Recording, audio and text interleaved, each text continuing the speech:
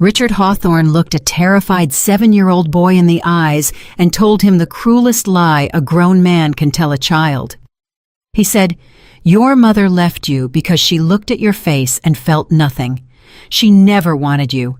Now stop crying and become someone worth keeping." That single sentence built an empire of fear and buried a mother's love for 25 years.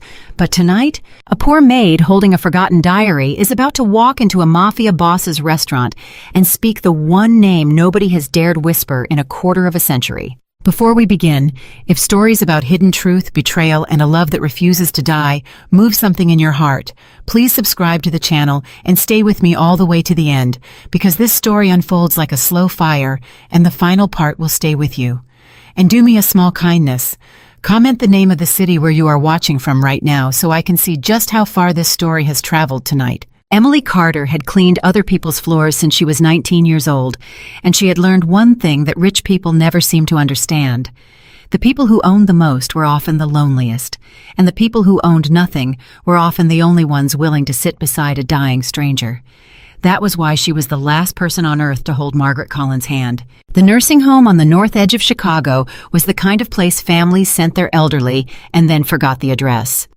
Emily worked the night shift there 4 evenings a week, and she cleaned homes during the day, and on the days in between, she took care of her younger brother Daniel, who had shattered his leg in 3 places at the factory and could no longer work at all.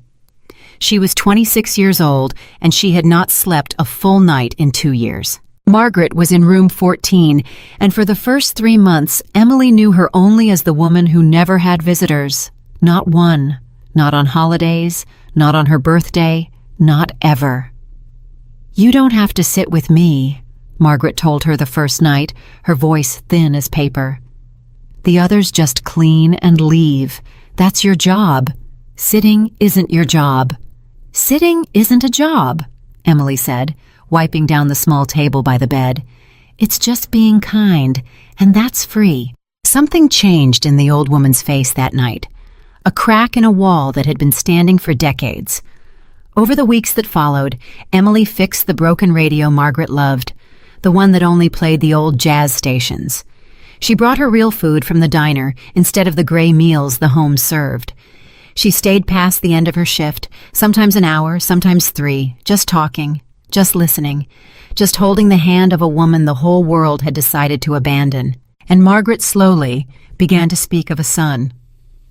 "I had a boy once," Margaret said one night, staring at the ceiling. "A beautiful boy. He had my eyes. Everyone said so." "What happened to him?" Emily asked gently. Margaret was quiet for a long time. When she finally spoke, her voice broke into pieces. "He was taken from me," she whispered, "and they made him believe I was the one who left." Emily did not push. She had learned that grief moves at its own speed and cannot be hurried.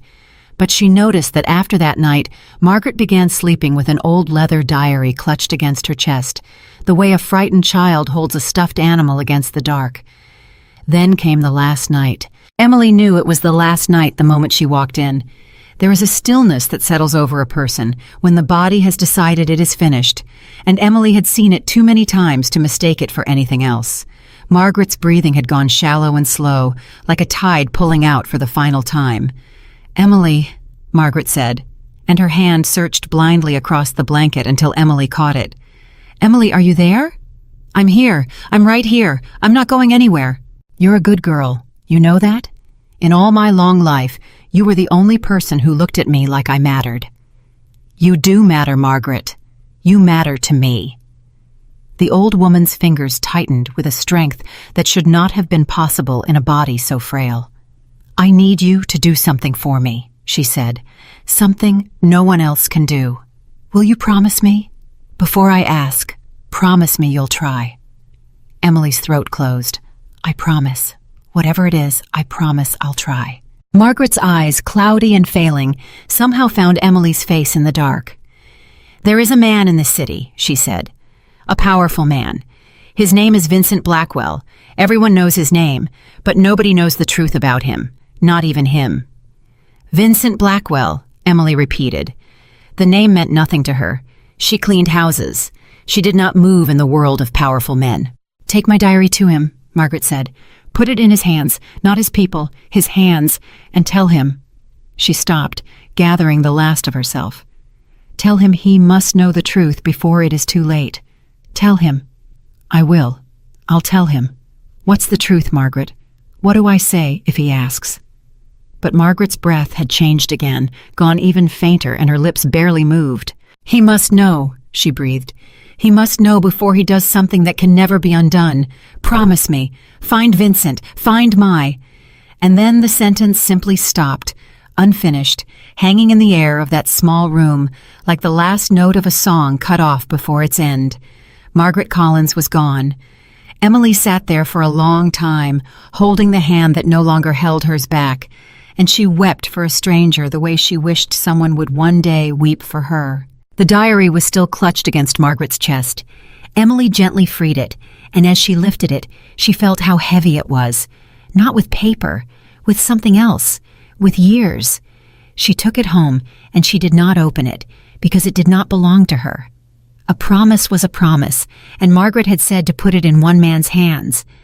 It took Emily 3 days to find out who Vincent Blackwell was.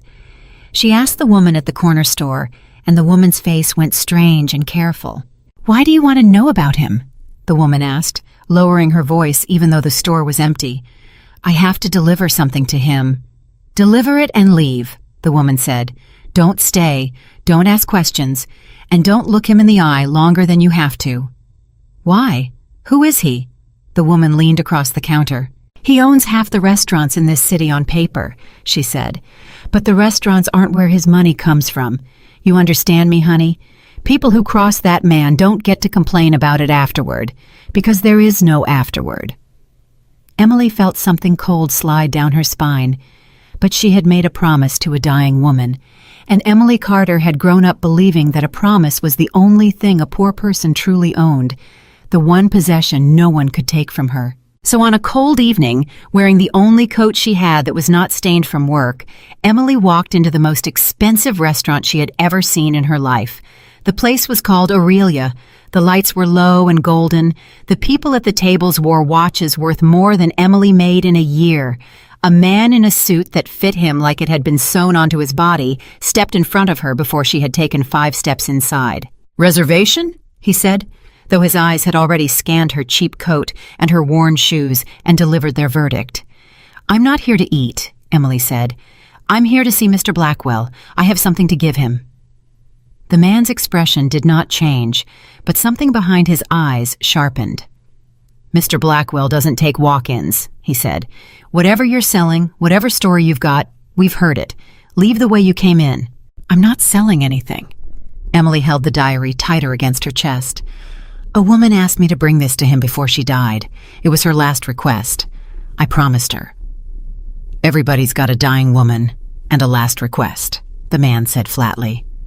He raised one hand, and 2 more men in dark suits materialized from the edges of the room the way shadows gather when a light dims. "Miss, I'm going to ask you one time to walk out on your own. You do not want me to ask twice."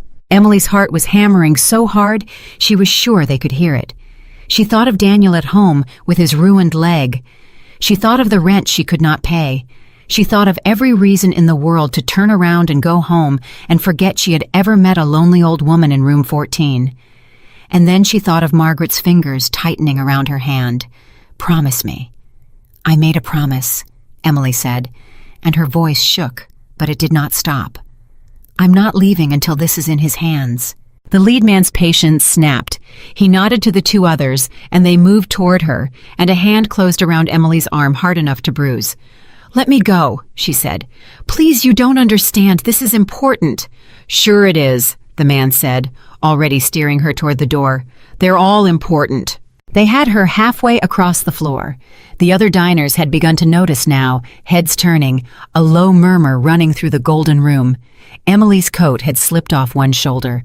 Her eyes were burning with tears of shame and helplessness, and she could feel the promise slipping away from her like water through her fingers. And in that moment, with nothing left to lose, Emily did the only thing she could think of. She opened the diary. Her eyes fell on the first page, on the handwriting that filled it, and she read the first thing she saw, calling it out across the room in a voice cracked with desperation. "Adrian," she cried. "The name is Adrian. She wrote it on the first page. My darling Adrian." The effect was instant and total.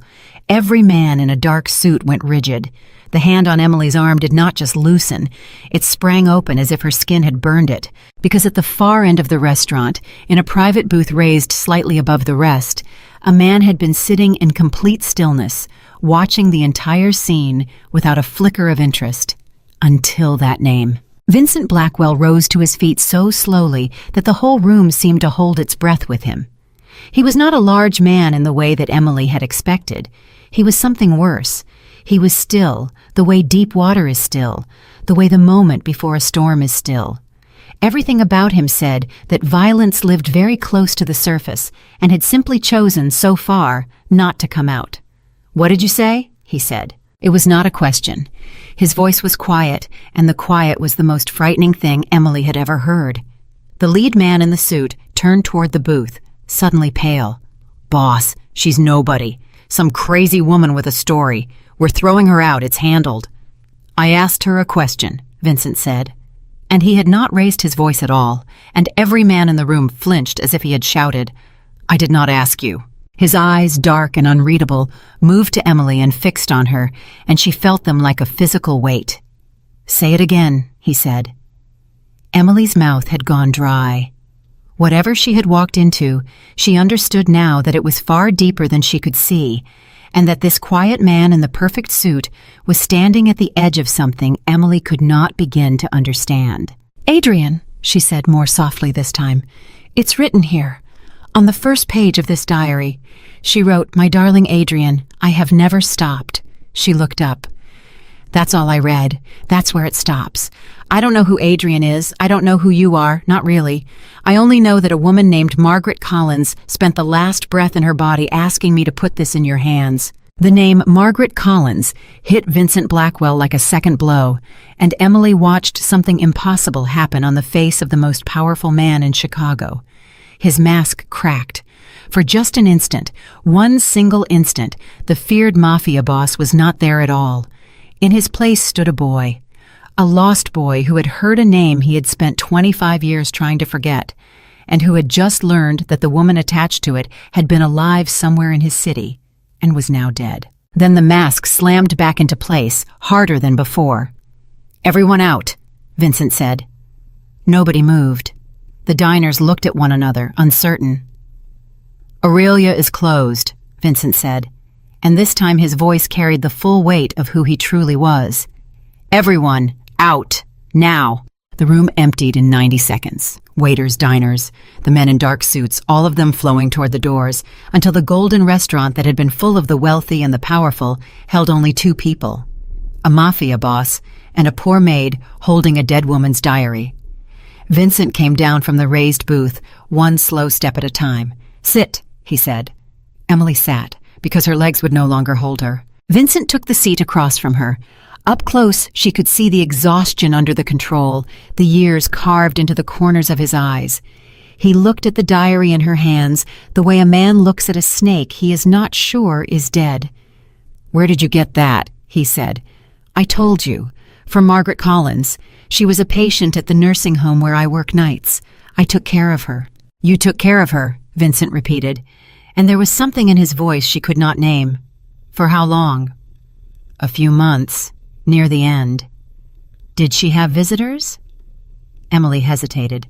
She did not want to hurt this man, dangerous as he was, but she would not lie to him either. "No," she said quietly. "Not one. In all the time I knew her, no one came. I think that's why she and I became. I think that's why she talked to me. Because I was there, and no one else was."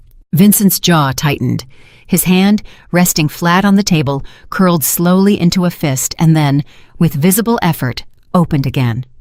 "That's not possible," he said. "What isn't?" "Margaret Collins abandoned her child 25 years ago."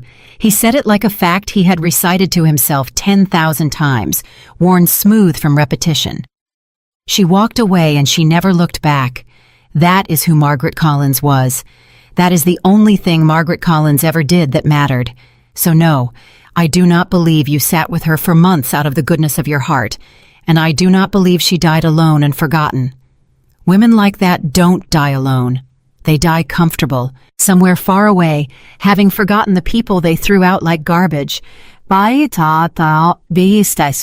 The bitterness in his voice was so old and so deep that Emily felt it in her own chest.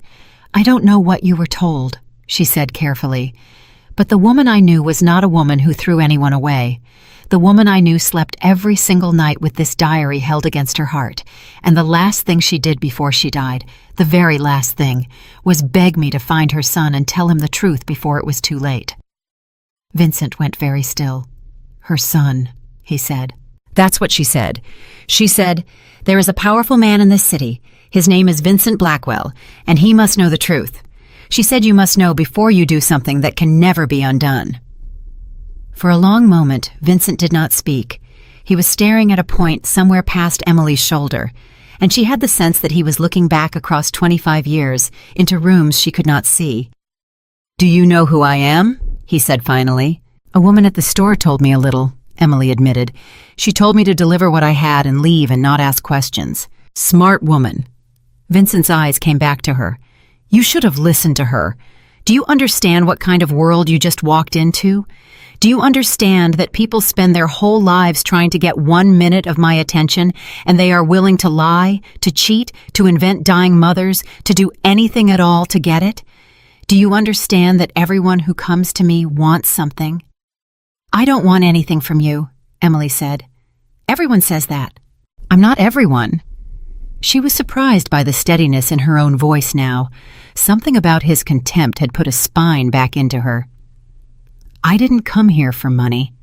I didn't even want to come. I was afraid. I'm still afraid. My hands won't stop shaking. Look at them. I came because a dying woman spent her last breath asking me to find you. And I know what it is to be poor, Mr. Blackwell, and I know what it is to be desperate, but I also know what it is to keep a promise, because a promise is the only thing I have ever owned that no one could take away from me." The words landed in the silence of the empty restaurant and stayed there. Vincent Blackwell looked at this woman across the table, this maid in a cheap coat with bruises already forming on her arm where his men had grabbed her, and for the first time in more years than he could count, he could not find the angle. He could not find the con. He could not find the thing she wanted, because there wasn't one. "Put it on the table," he said. Emily set the diary down on the white cloth between them. Neither of them touched it. It sat there like a living thing, like the third person at the table, holding 25 years of silence between its leather covers. "You need to understand something," Vincent said, and his voice had changed, gone lower, almost to himself. "The woman who wrote in that book left me when I was 7 years old. I remember the day. I remember standing at a window waiting for her to come back, and she did not come back. And a man told me why. A man who took me in, who raised me, who made me everything I am. He told me she left because she looked at me and felt nothing, because I was not worth staying for." "That's a terrible thing to tell a child," Emily whispered. "It was the truth." "Was it?" The two words hung in the air, and Emily watched them work their way into Vincent like a splinter under the skin. 25 years, Vincent said slowly. I built my entire life on that truth. Every decision I ever made, everything I became because a boy at a window learned that love is a lie people tell you right before they leave. That lesson made me strong. That lesson kept me alive in a world that eats weak men. I do not know who I am without it. He looked at the diary, And now you walk into my restaurant, a stranger, a maid, and you tell me the woman who taught me that lesson slept every night holding a book with my name in it, my real name, the name she gave me before he changed it, a name I have not heard spoken aloud since I was a child. Adrian, Emily said softly. Vincent closed his eyes.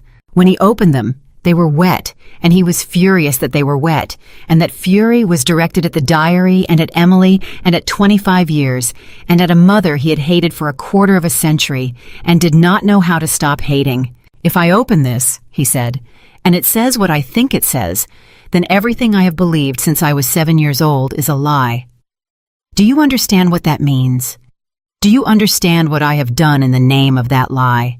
The things I have done, the man I became, all of it built on a story that a stranger just walked into my restaurant and set on fire. Then maybe, Emily said gently, the kindest thing would be not to open it at all, and the bravest thing would be to open it anyway. Vincent Blackwell stared at her. "Who are you?" he said. It was almost wondering. "Nobody," Emily said. "I'm nobody. I'm a maid who made a promise to a lonely old woman. That's all I've ever been." "No," Vincent said quietly. "I don't think that's all you are. I think you might be the most dangerous person who has ever walked through that door. Because everyone else who ever came to me came to take something, and you came to give me back the one thing I threw away and told myself I never wanted." His hand moved toward the diary. It stopped an inch away, hovering, trembling almost imperceptibly, the hand of a man who commanded an empire and could not make himself touch a book. 25 years, he said again, to no one. "She waited every day," Emily said. "She told me. She said someone forced her away, someone powerful, someone who wanted you to hate her. She didn't leave you, Mr. Blackwell. That's what she was trying to tell you. That's the truth she died begging me to bring you. She never left. She was taken, and she never, ever stopped looking for her son." Something broke open in Vincent's chest, something that had been sealed shut for a quarter of a century, and for one terrible moment, Emily thought this dangerous man was going to weep in front of her. Instead, his hand closed the final inch and came to rest on the cover of the diary. He did not open it, not yet. He simply held his hand there, feeling the worn leather under his palm, the leather that his mother's hands had held every night of her last months on earth. And he understood, in the way you understand a thing in your body before your mind will accept it, that his whole life was about to divide into everything that came before this moment and everything that would come after. "Leave," he said suddenly. Emily blinked. "What?" "Leave. Go home. You've done what you came to do. The promise is kept." His voice was rough. "I will have someone drive you. I will make sure you are paid for your trouble, whatever that woman's care cost you, whatever you lost coming here." "I don't want your money," Emily said, standing. "I told you, I never did." "I know," Vincent said, and it sounded like it cost him something to admit it. "That's exactly why I want you to have it, because you're the first." Emily paused at the edge of the table. "Are you going to read it?" she asked. Vincent Blackwell looked down at the diary beneath his hand. At the name Adrian written on the first page in a hand he suddenly, achingly remembered. The same hand that had once written his name on the inside cover of his schoolbooks. The same hand he had spent 25 years teaching himself to despise. "I don't know," he said honestly. "I've spent my whole life being certain of who I am, and I think if I open this, I will never be certain of anything again." "Maybe that's not the worst thing," Emily said. "Being certain of a lie isn't the same as knowing the truth." She turned to go. "Wait," Vincent said. She stopped. "The man who told me my mother left me because she felt nothing," he said. "The man who raised me. If what you're saying is true, if she was forced away, if someone powerful wanted me to hate her." He stopped, and Emily watched a thought move across his face like the shadow of a cloud crossing a field, a thought so dark that even he seemed frightened of it. "Then someone lied to me. For 25 years. Someone stood between me and my mother and made me hate her on purpose. And that someone is a man I would have died for.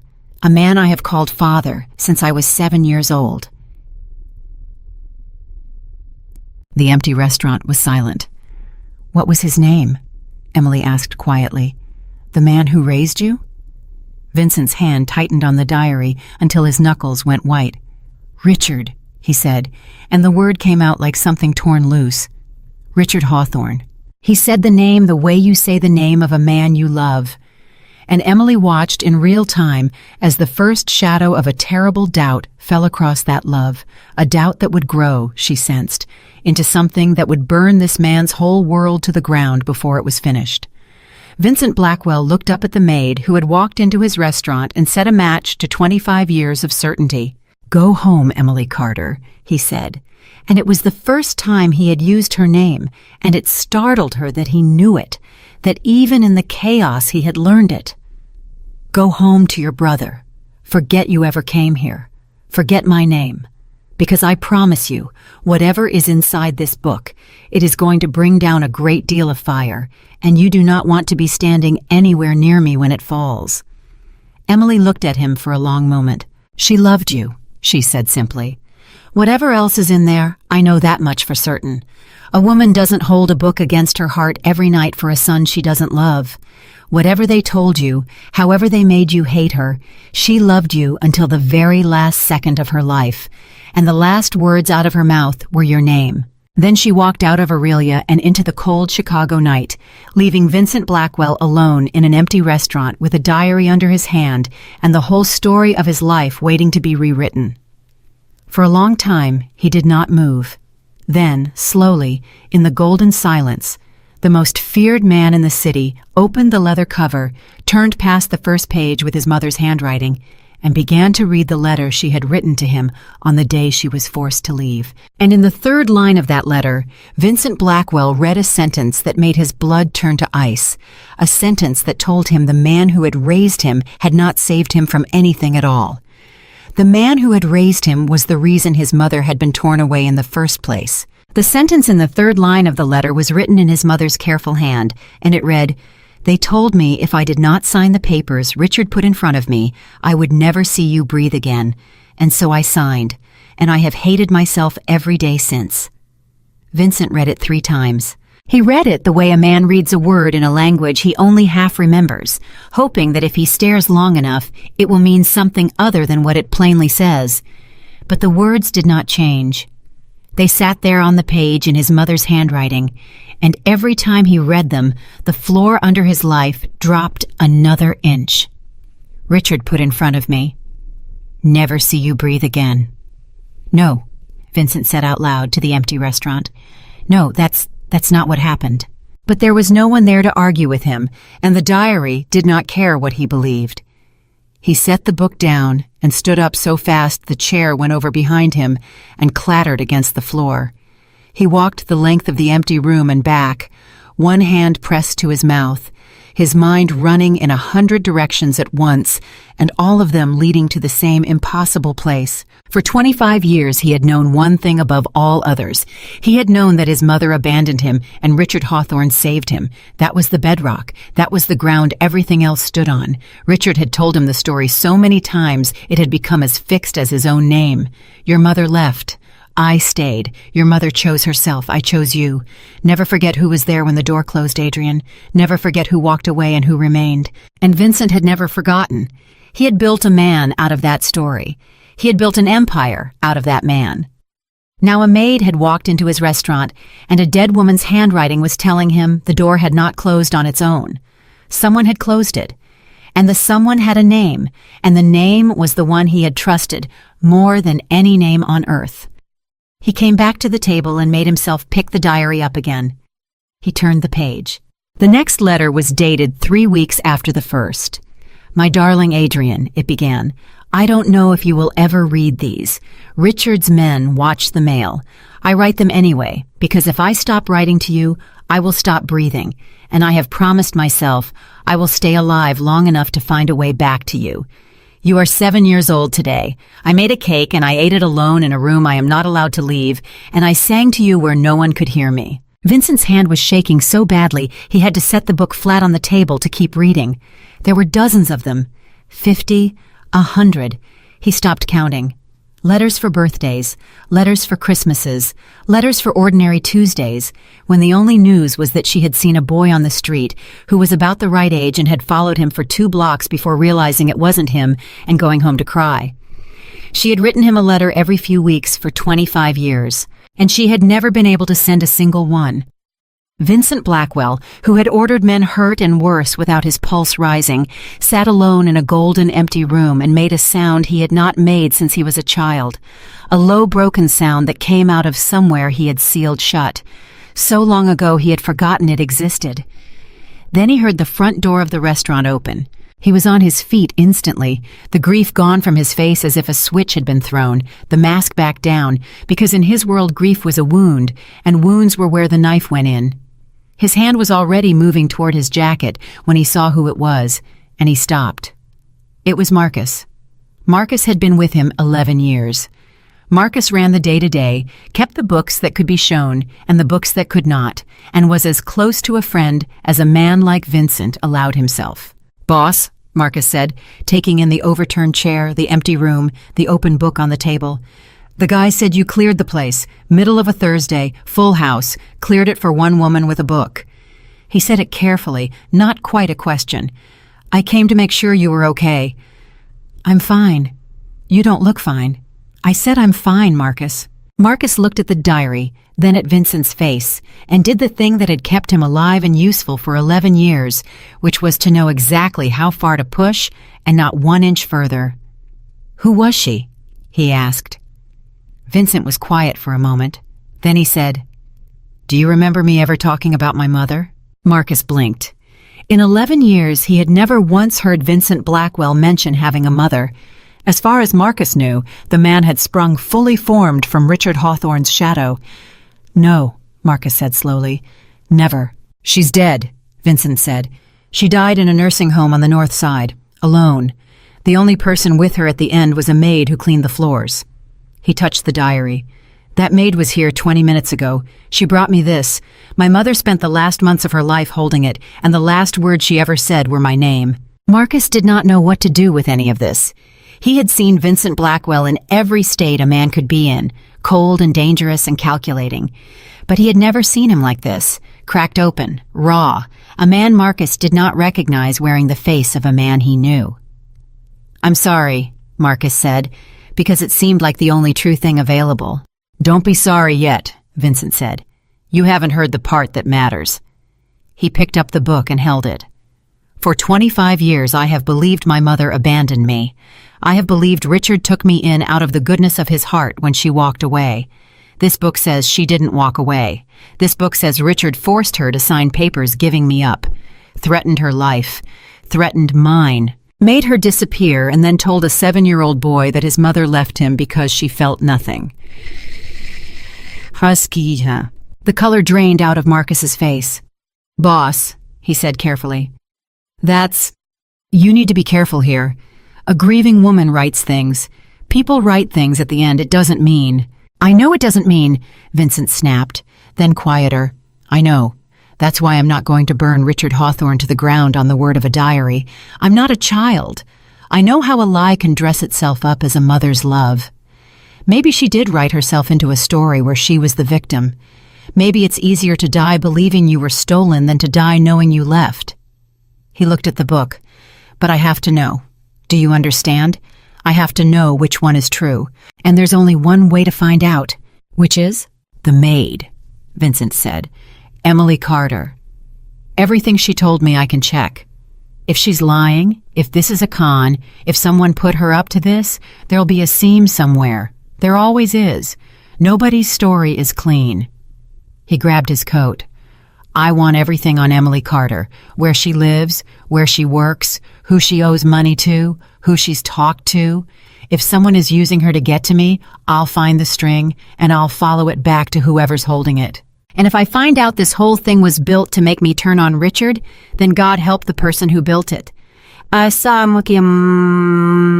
Marcus nodded. This was familiar ground. This was the Vincent he knew. Suspicion was a language they both spoke fluently. "And if there's no string?" Marcus asked. Vincent stopped at the door. "Then everything I am is a lie," he said quietly, "and I'll have to decide what to do about that." He was gone before Marcus could answer. By the next morning, Vincent had a file. He read it in his office, a room with no windows and one door, and he read it looking for the crack. That was his gift and his curse. He could look at any story, any person, any deal, and find the place where it was rotten. He had never once been wrong. Everyone was hiding something. Everyone wanted something. The only question was ever how deep you had to dig to find it. He dug into Emily Carter, and he found the bottom fast, and there was nothing there. She was exactly what she had said she was. 26 years old, worked days cleaning houses for a service that paid barely above nothing, worked 4 nights a week at the Rosewood nursing home on the north side, rented a 1-bedroom apartment where she slept on a pull-out couch so her brother could have the bedroom. The brother, Daniel, 22, had been hurt 8 months ago at the packing plant where he worked. A crush injury to the leg, 3 surgeries, no insurance worth the name, a mountain of debt. Emily was carrying all of it. The rent, the medical bills, the food, the physical therapy the brother couldn't afford and did without. No criminal record, not so much as a parking ticket. No connections to any family Vincent had ever crossed. No debts to anyone in his world. No secret accounts, no sudden phone calls, no pattern that suggested she had been coached, positioned, aimed.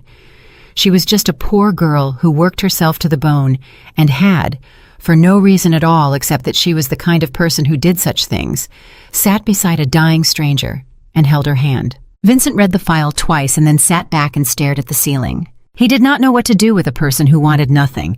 His whole life had trained him to understand people through their wants. You found what a man wanted, and you had him. Money, power, safety, revenge, love, respect. It didn't matter. Everyone had a lever, and once you found it, you owned it. It was the first thing Richard had ever taught him. Everyone can be bought, Adrian.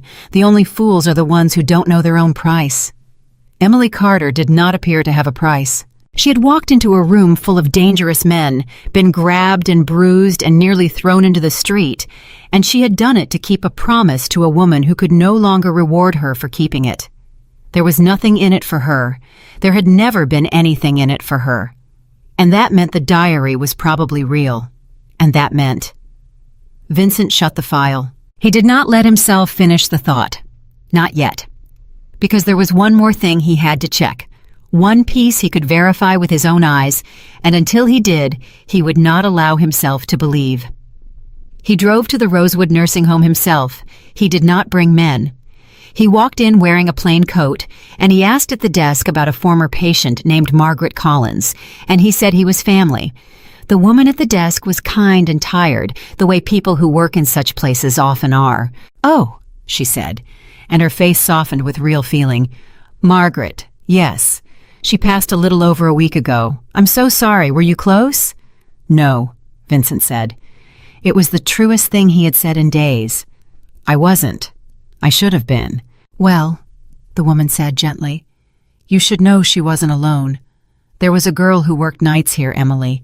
She sat with Margaret all the time, way past her hours. She wasn't supposed to, honestly, but nobody had the heart to stop her because that woman had nobody, and Emily just..." The woman shook her head. "Some people are just like that.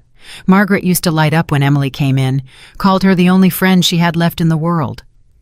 Vincent had to look away for a moment. "Did Margaret ever talk about a son?" he asked. The woman hesitated. "She talked about a boy, toward the end, but she was on a lot of medication and sometimes at the end people. They mix up the past. She'd say she had a son who was taken from her. She'd cry about it. We figured it was, confusion." The woman's eyes came up to Vincent's face and held there a beat too long, and something shifted in them. "She always said his name was Adrian." The floor dropped again. "Thank you," Vincent managed. He walked out of the Rosewood nursing home and sat in his car in the parking lot for a long time without turning the key. It was true. All of it. The maid was exactly who she said she was. His mother had been here alone for months, in his own city, 30 minutes from his house, crying about a son who had been taken from her, calling his name to strangers, and he had been eating dinner in a restaurant he owned and running an empire and had not known she existed. He had spent those same months believing she had abandoned him a quarter century ago and thinking of her, when he thought of her at all, with pure hatred. She had been 30 minutes away, and she had died calling his name, and he had not come, because Richard had told him she left. Vincent sat in the car, and the grief he had been holding back finally came, and he did not fight it. There was no one to see. For the first time since he was 7 years old, the man they called Vincent Blackwell wept. And he wept for the boy at the window, and for the mother who never stopped writing letters she couldn't send, and for the 25 years that a single lie had stolen from both of them. When it was over, something in him had changed, and it had gone cold in a way that was worse than any heat. He drove home, and he read the rest of the diary. It took him most of the night, and every page pulled him deeper. The letters went back further than he thought possible, all the way to before he was born, to a young woman named Margaret, who had fallen in love with a man named Thomas, his father.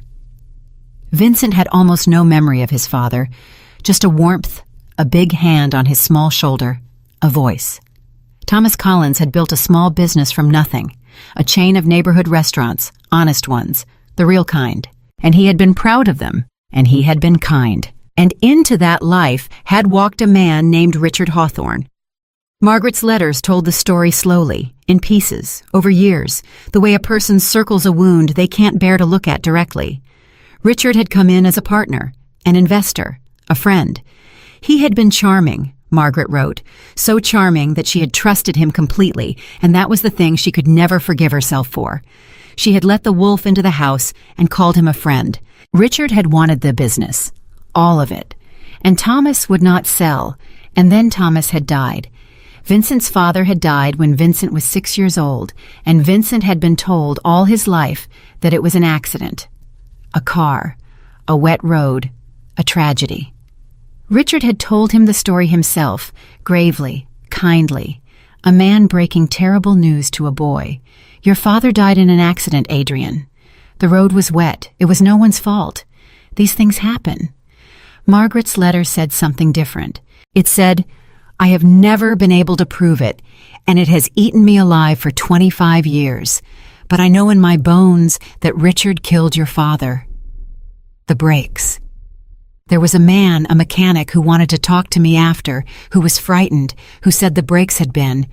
And then that man disappeared too, Adrian, before he could tell me what he knew. And I understood then exactly what kind of man Richard Hawthorne was, and I understood that I was next, and that you were all I had left to lose. Vincent read that page as the sun came up, and by the time he finished it, he was no longer weeping. He was somewhere past that. He sat in his dark house with the diary in his hands, and he thought about the man who had raised him. He thought about Richard's hand on his shoulder at his father's grave, a grave Richard had dug. He thought about every lesson Richard had ever taught him. Every night the older man had sat him down and shaped him, molded him, poured cold water on every soft thing in him, until the boy who cried at a window became the man who felt nothing at all.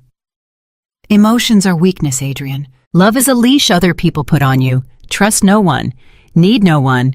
The only man who can't be betrayed is the man who cares about nothing. Richard had not been teaching him to survive. Richard had been building himself a weapon.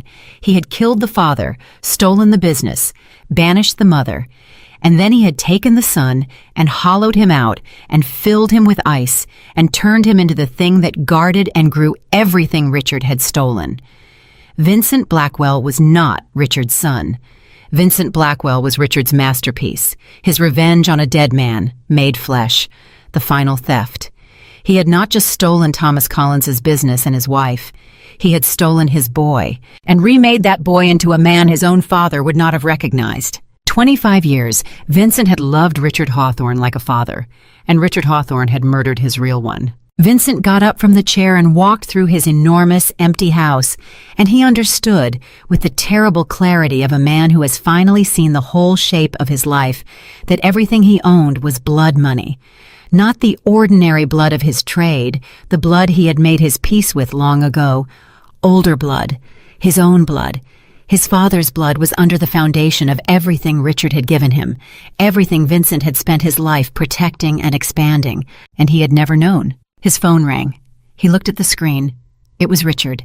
Vincent stood very still and let it ring, once, twice, 3 times. Looking at the name of the man who had killed his father lit up in his hand. Then, because 25 years of training does not fall away in a single night, and because he was not yet ready to show his hand, he answered it, and he made his voice into the voice Richard had taught him. Yeah, he said. There he is.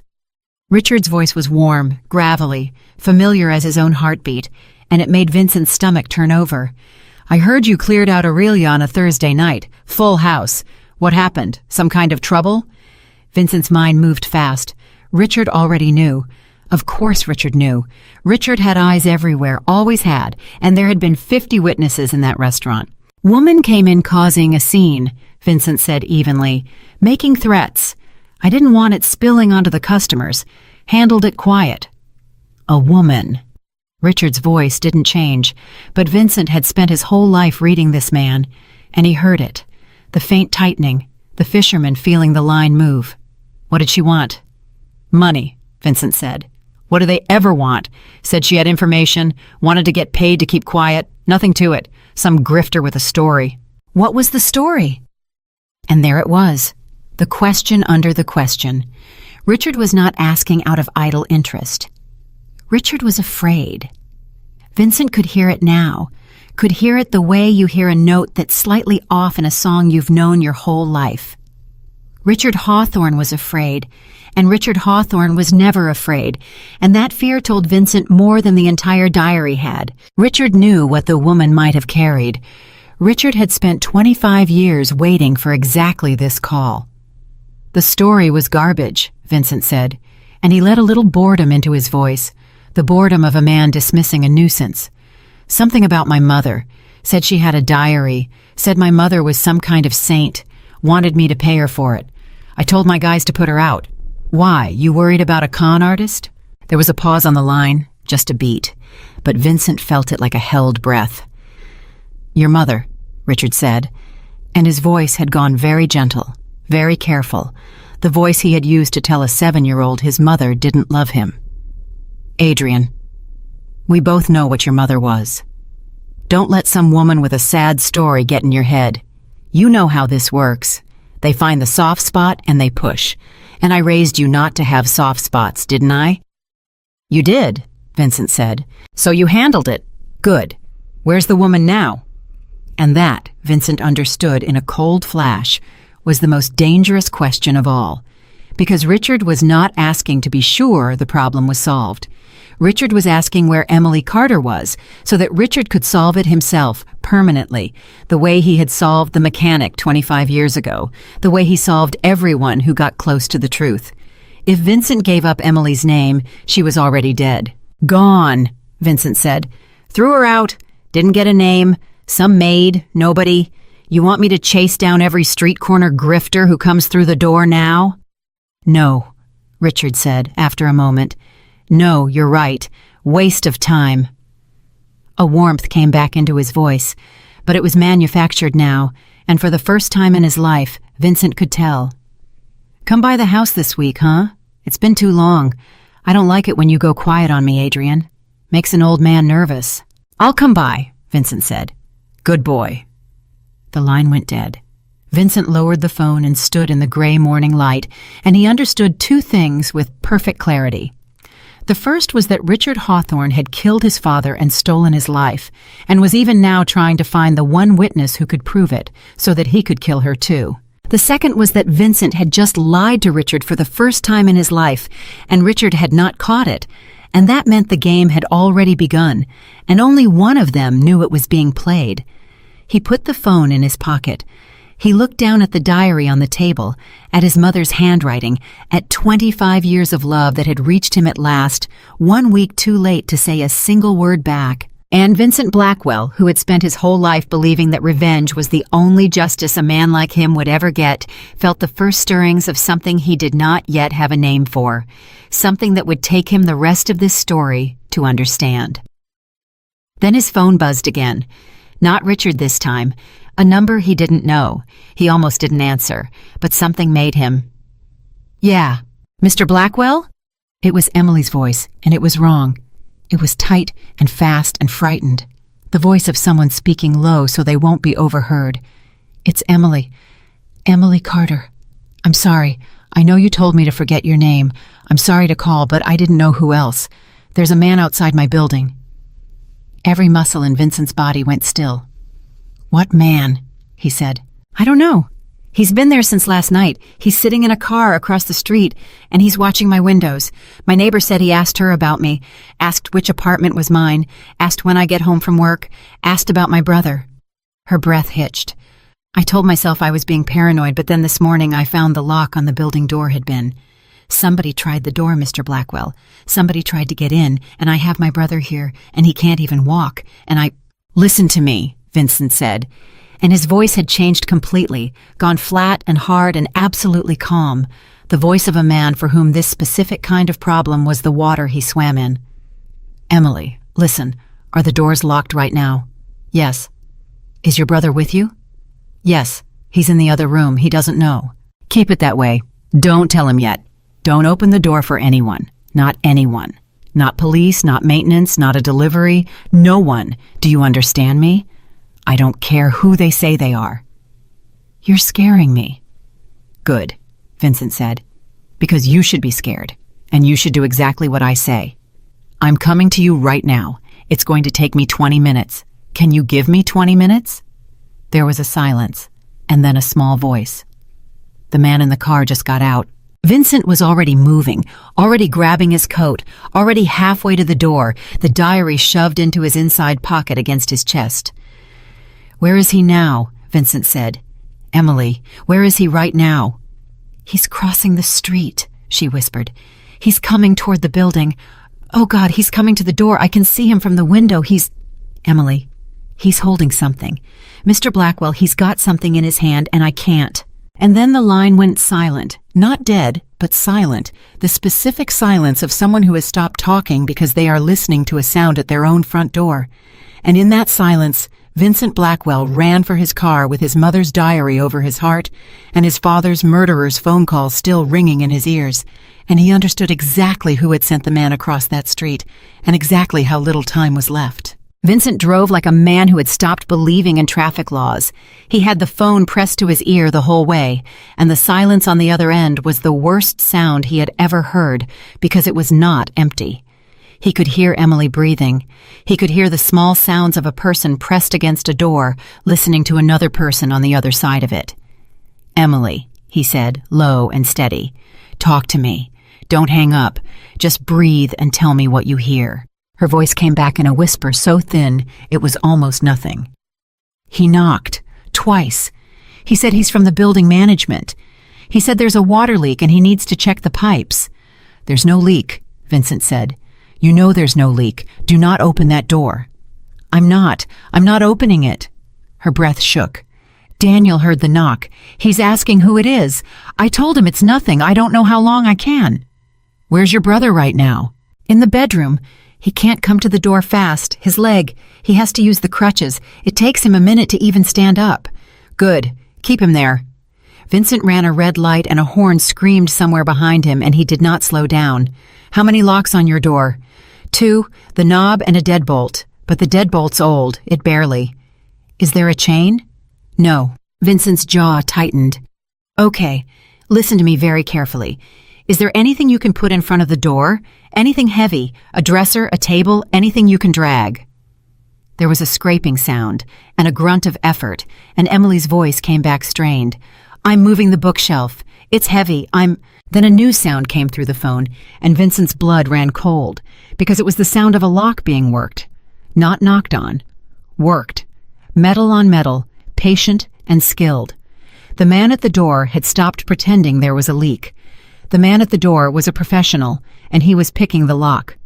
He's got a tool in the lock, Emily breathed, and now the panic was breaking through. Mr. Blackwell, he's picking the lock. Oh God, he's actually... How far are you from being able to block the door? The shelf's too heavy. I can't move it fast enough, Then get your brother, Vincent said. Get your brother and get to the farthest room from that door and lock yourselves in and put everything you can against it. Do it now, Emily. Do it now and don't stop for anything. He heard the phone move, heard her running, heard her calling her brother's name in a voice that was trying not to sound like the voice of someone whose door was about to open. He heard Daniel's confused questions and Emily's sharp, terrified answers, and under all of it, faint but unmistakable, he heard the front door of the apartment click open. The man was inside. Vincent was 4 minutes away. Emily, he said. Emily, talk to me. We're in the bathroom, she whispered. It's the only door with a lock. Daniel's with me. I've got him. There's nothing in here. There's nothing to put against the door. It's just a bathroom. Oh God, I can hear him walking around out there. Listen to me. Vincent's voice was the calmest it had ever been in his life, because he had learned long ago that a man's calm is the only gift he can give another person in the moment before everything comes apart. You are going to be okay. I am almost there. I need you to be quiet now, completely quiet. Put your hand over Daniel's mouth if you have to. Turn your phone all the way down. I'm going to stay on the line, but you can't talk anymore. Do you understand? Squeeze the phone if you understand." He heard nothing, but he trusted that she understood. And then he heard, distant and tinny through the phone, a man's voice on the other side of a bathroom door, calm and almost kind, the way the truly dangerous ones always were. "Emily," the voice said. "Emily Carter. I know you're in there. There's no need for any of this. I just want the book. You give me the book, and I walk out that door, and you and your brother go on with your lives. Nobody has to get hurt over an old woman's diary." Vincent's hands went white on the wheel. So there it was. Confirmation, if he had needed any. Richard had not wasted an hour. Richard had heard the words diary and mother and had sent a man to erase the problem before the sun was fully up. The same playbook, 25 years later. Find the person who knows the truth. Make them disappear. But there was a flaw in Richard's plan, and the flaw was this. The diary was not in that apartment. The diary was in Vincent's coat, over his heart, and the man breaking down a bathroom door to find it was about to come up empty. And when Richard's men came up empty, they did not leave politely. They cleaned up. They made sure the person who might talk could not talk, which meant Emily and her crippled brother had maybe 2 minutes to live. Vincent took the last corner so hard the tires screamed, and Emily's building came into view. "I want the book, Emily," the man's voice said through the phone, and it was closer now, right at the bathroom door. "Last time I asked nice." Then the sound of a shoulder hitting wood. Vincent abandoned the car in the middle of the street with the door hanging open and the engine running, and he went through the front door of the building and up the stairs 3 at a time. And he was not calm anymore, not inside. But his body knew exactly what to do because his body had been trained by the very man who had sent this killer, and there was a terrible symmetry in that which Vincent did not have time to feel. Second floor. Emily had said second floor, apartment 2C. The door of 2C was standing open. Vincent went through it silent and fast, and he saw the man at the end of the short hall, a big man, a professional, throwing his weight against a flimsy bathroom door that was already splintering at the hinge, and Vincent covered the distance between them before the man even knew he was there. The man was good. He heard Vincent at the last half second and turned, and he had a gun coming up, and in the narrow hall there was no room and no time. And Vincent did the only thing there was to do, which was to hit the man's arm as the gun came up, so the shot went into the wall instead of into Vincent's chest. And then the two of them went down together in a tangle in the small space. And it was ugly and close and fast, the way real violence always is, nothing like the movies. Just 2 men in 40 seconds, and the question of which one would be breathing at the end. Inside the bathroom, Emily heard the gunshot and screamed, and she pulled Daniel against her and put her body between her brother and the door, and she waited to die. Then the sounds outside stopped. There was a long, terrible silence.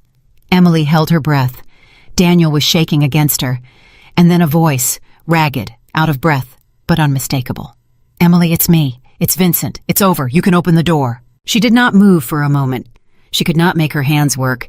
Then she reached out and unlocked the bathroom door and pulled it open, and she saw Vincent Blackwell standing in the wreckage of her hallway, his coat torn, blood on his knuckles, and a man lying very still on the floor behind him. Emily looked at the man on the floor. "Is he?" she started, and couldn't finish. "He's alive," Vincent said. "He's not getting up for a while, but he's alive. I need him alive." He looked at her, and then at the young man behind her, pale and terrified, gripping his crutches. "You must be Daniel." Daniel could only nod. Vincent turned back to Emily, and for a moment the mask was gone entirely, and what was underneath it was something she had not expected. Guilt. Raw, naked guilt. "This is my fault," he said. "This happened because of me. Because you did a kind thing for a dying woman, and that kindness led you to me, and I brought this to your door." He looked at the man on the floor. "The man who sent him, the man who's been in charge of my whole life, decided you were a loose end the second he heard the word diary. That's what he does. That's what he's always done. Anyone who knows the truth about him, he erases. He did it 25 years ago, and he tried to do it to you this morning. Emily was staring at him, and slowly the pieces were coming together in her frightened mind. "The man who raised you," she said. "Richard. You said his name was Richard." "Richard Hawthorne," Vincent said. "And I know now that everything in that diary is true. I checked all of it. Your story, where you worked, my mother, alone in that nursing home, 30 minutes from my house, crying about a son who was taken from her." His voice caught just slightly. "And now the man who took me from her sent a professional to kill you before the sun came up. So no, I don't have any more doubts, Emily. I have certainty. And certainty, in my line of work, is a very dangerous thing to give a man like me." He crouched down by the man on the floor and searched him, quick and expert, and came up with a phone. He held it up. "This," he said, "is going to tell me exactly who this man called this morning, and who called him, and I already know whose number I'm going to find." He straightened up. "But first, I'm getting you and your brother out of here. You can't stay in this city, not for a while. Pack a bag, both of you, whatever you can carry in 5 minutes. I have a place. It's safe. It's the one place on earth Richard doesn't know about, because it's the one thing I ever kept from him." Emily didn't move. She was looking at him with an expression he couldn't read. "Why?" she said. "Why what? Why are you helping us? You told me to forget your name. You told me to go home and stay away from you. Now there's a man bleeding on my floor, and you're telling me to run. I don't understand why you do any of this for 2 people you met yesterday." Vincent looked at her for a long moment. "Because yesterday," he said quietly, "you did something for my mother that I should have been doing for the last 25 years. You sat with her. You held her hand. You made sure she wasn't alone at the end, when her own son didn't even know she was dying. I can't ever pay that back. There's no amount of money, no favor, nothing. But I can make sure the same man who took her from me doesn't take you too. That much I can do. So please, pack a bag." And something in the way he said it, some crack in the voice of a man who never cracked, made Emily believe him. They were out of the building in 7 minutes, Daniel between them on his crutches, and Vincent put them in a car that one of his people brought around, and he gave instructions in a low voice.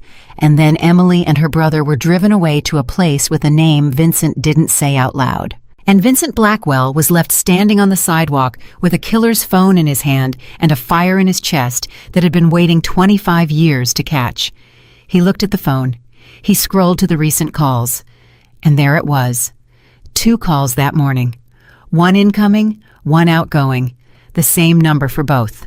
A number Vincent had known by heart since he was 7 years old. Richard. Richard had called this man 20 minutes after hanging up with Vincent. 20 minutes after Vincent had said the word diary. Richard hadn't even waited an hour. He had heard that his life's great secret might be exposed, and he had reached for the same solution he always reached for, and he had reached for it fast. Vincent stood there and felt the last piece of his old life fall away. There was no more room for doubt. No more room for the small, desperate, childish hope that maybe there was an explanation. Maybe Richard had a reason. Maybe the man Vincent had loved as a father wasn't the monster the diary described. That hope had died on Emily Carter's bathroom floor. The proof was in his hand. Richard Hawthorne had ordered the murder of an innocent woman and her disabled brother to protect a secret 25 years old. The secret that he had murdered Thomas Collins and stolen his son. Vincent got in his car, and he drove. And he did not drive toward Richard, though every cell in his body was screaming at him to. He drove toward the one place he could think clearly. He drove toward the safe house because there was one more thing he needed to do before this became a war, and it involved the diary, and it involved Emily. Because there had been a page, near the end of the diary, a page that Vincent had read at 4 a.m. and had not been able to fully understand because his mother had written it in fragments, in fear, in the shorthand of a woman who suspected her words might be read by the wrong eyes. The page had mentioned a recording, not letters, not memories, a recording, something his mother had made or acquired near the very end, something she had hidden, something she had written about only in the most guarded terms. Adrian, if you are reading this, and if you have found your way to the truth, then you must find the rest of it. I could not put it in writing. It was too dangerous. but I have kept it safe. Look for the thing I loved most in the world besides you, the thing that always played our song." Vincent had read that line a dozen times and could not crack it.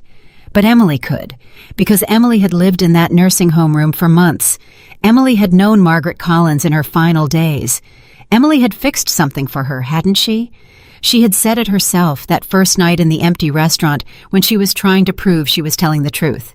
She had said, "I fixed her broken radio, the one that only played the old jazz stations, the thing that always played our song." Vincent's foot pressed down on the gas. When he arrived at the safe house, a quiet property well outside the city that existed under a name that had nothing to do with him, Emily was standing at the window, still pale, still shaken, and Daniel was resting on a couch with his leg up. Vincent came in fast and crossed to Emily without preamble. "The radio," he said. She blinked at him. "What?" "Margaret's radio, the one you fixed, the one that played the jazz stations. Where is it? Is it still in her room? Did the nursing home keep it? Did they throw it out? Where is that radio, Emily? I need to know right now." Something in his urgency frightened her all over again. I don't know. When she died, they cleared out her room, her things. There was no family to claim anything, so they—" She stopped and her eyes went wide. "Wait, no, the radio. I have it." Vincent went very still. "You have it." "She gave it to me," Emily said slowly, remembering. "About a week before she died, one of the last clear days she had. She pressed it into my hands and she said, 'I want you to have this, Emily. This was the most important thing I owned. Promise me you'll keep it safe. Promise me you'll never let it go.' I thought it was just, the medication, an old woman getting sentimental about a broken radio she loved. I thought it was just a radio." Her voice dropped. "It's in the bag." "The bag I packed. It was on my shelf and I couldn't leave it because I promised her, so I grabbed it. It's in the bag I brought." Vincent closed his eyes for a moment.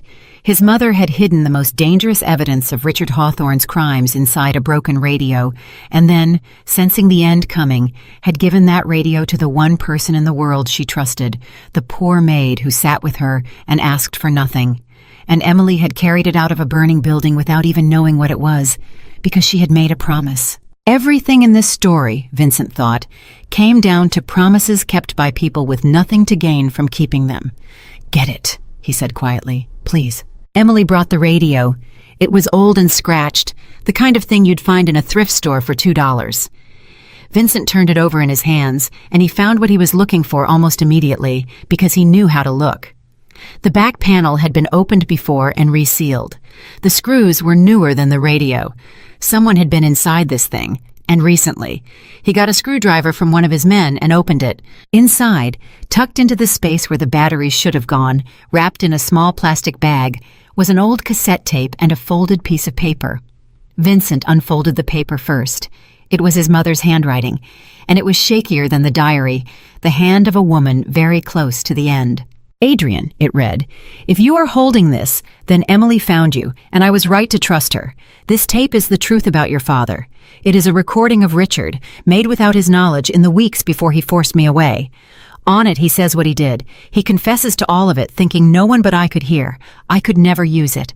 I had no power, and he had all of it, and I knew that if I ever tried, he would kill me and take you completely. And I would rather live in exile knowing you were alive than die and leave you to him fully. But you are not powerless, my son. Whatever you have become, you are not powerless. So I leave this to you. Use it or don't. Forgive me or don't. But know that I never left you, not for one single day. Every day of my life, I was your mother, even when I was not allowed to be. I love you, Adrian. I have always loved you, and I am so, so sorry." Vincent read it standing perfectly still, and when he finished, he did not speak for a long time. Then he found something in the safe house that could play a cassette tape, an old machine that took him 20 minutes to locate and get working, and he sat down, and Emily sat across from him, and he pressed play. There was static at first, the hiss of an old tape, and then a voice, his mother's voice, young, 25 years younger, alive. "You did it, didn't you?" she said. "The brakes. You did it, Richard. Tell me the truth for once in your life. You killed Thomas." And then another voice, Richard's voice. Younger too, but unmistakably the same voice that had called Vincent that very morning and called him good boy. And the voice said, in a tone so casual, so utterly without remorse, that it turned Emily's stomach, even though she had never met the man. "Of course I did, Margaret. He wouldn't sell. Men who won't sell become obstacles, and I remove obstacles. It was nothing personal. It was business. And now you're going to sign these papers, and you're going to give me the boy. And you're going to disappear. Because if you don't, the same thing that happened to your husband is going to happen to you, and your son will grow up an orphan instead of just motherless. Your choice. You have until morning." The tape hissed on into silence. Vincent reached out and stopped it. For a long moment, no one in the room breathed. Emily had her hand pressed over her mouth. Daniel, on the couch, was staring at the machine in horror. And Vincent Blackwell sat with his hands flat on his knees, looking at the old cassette player.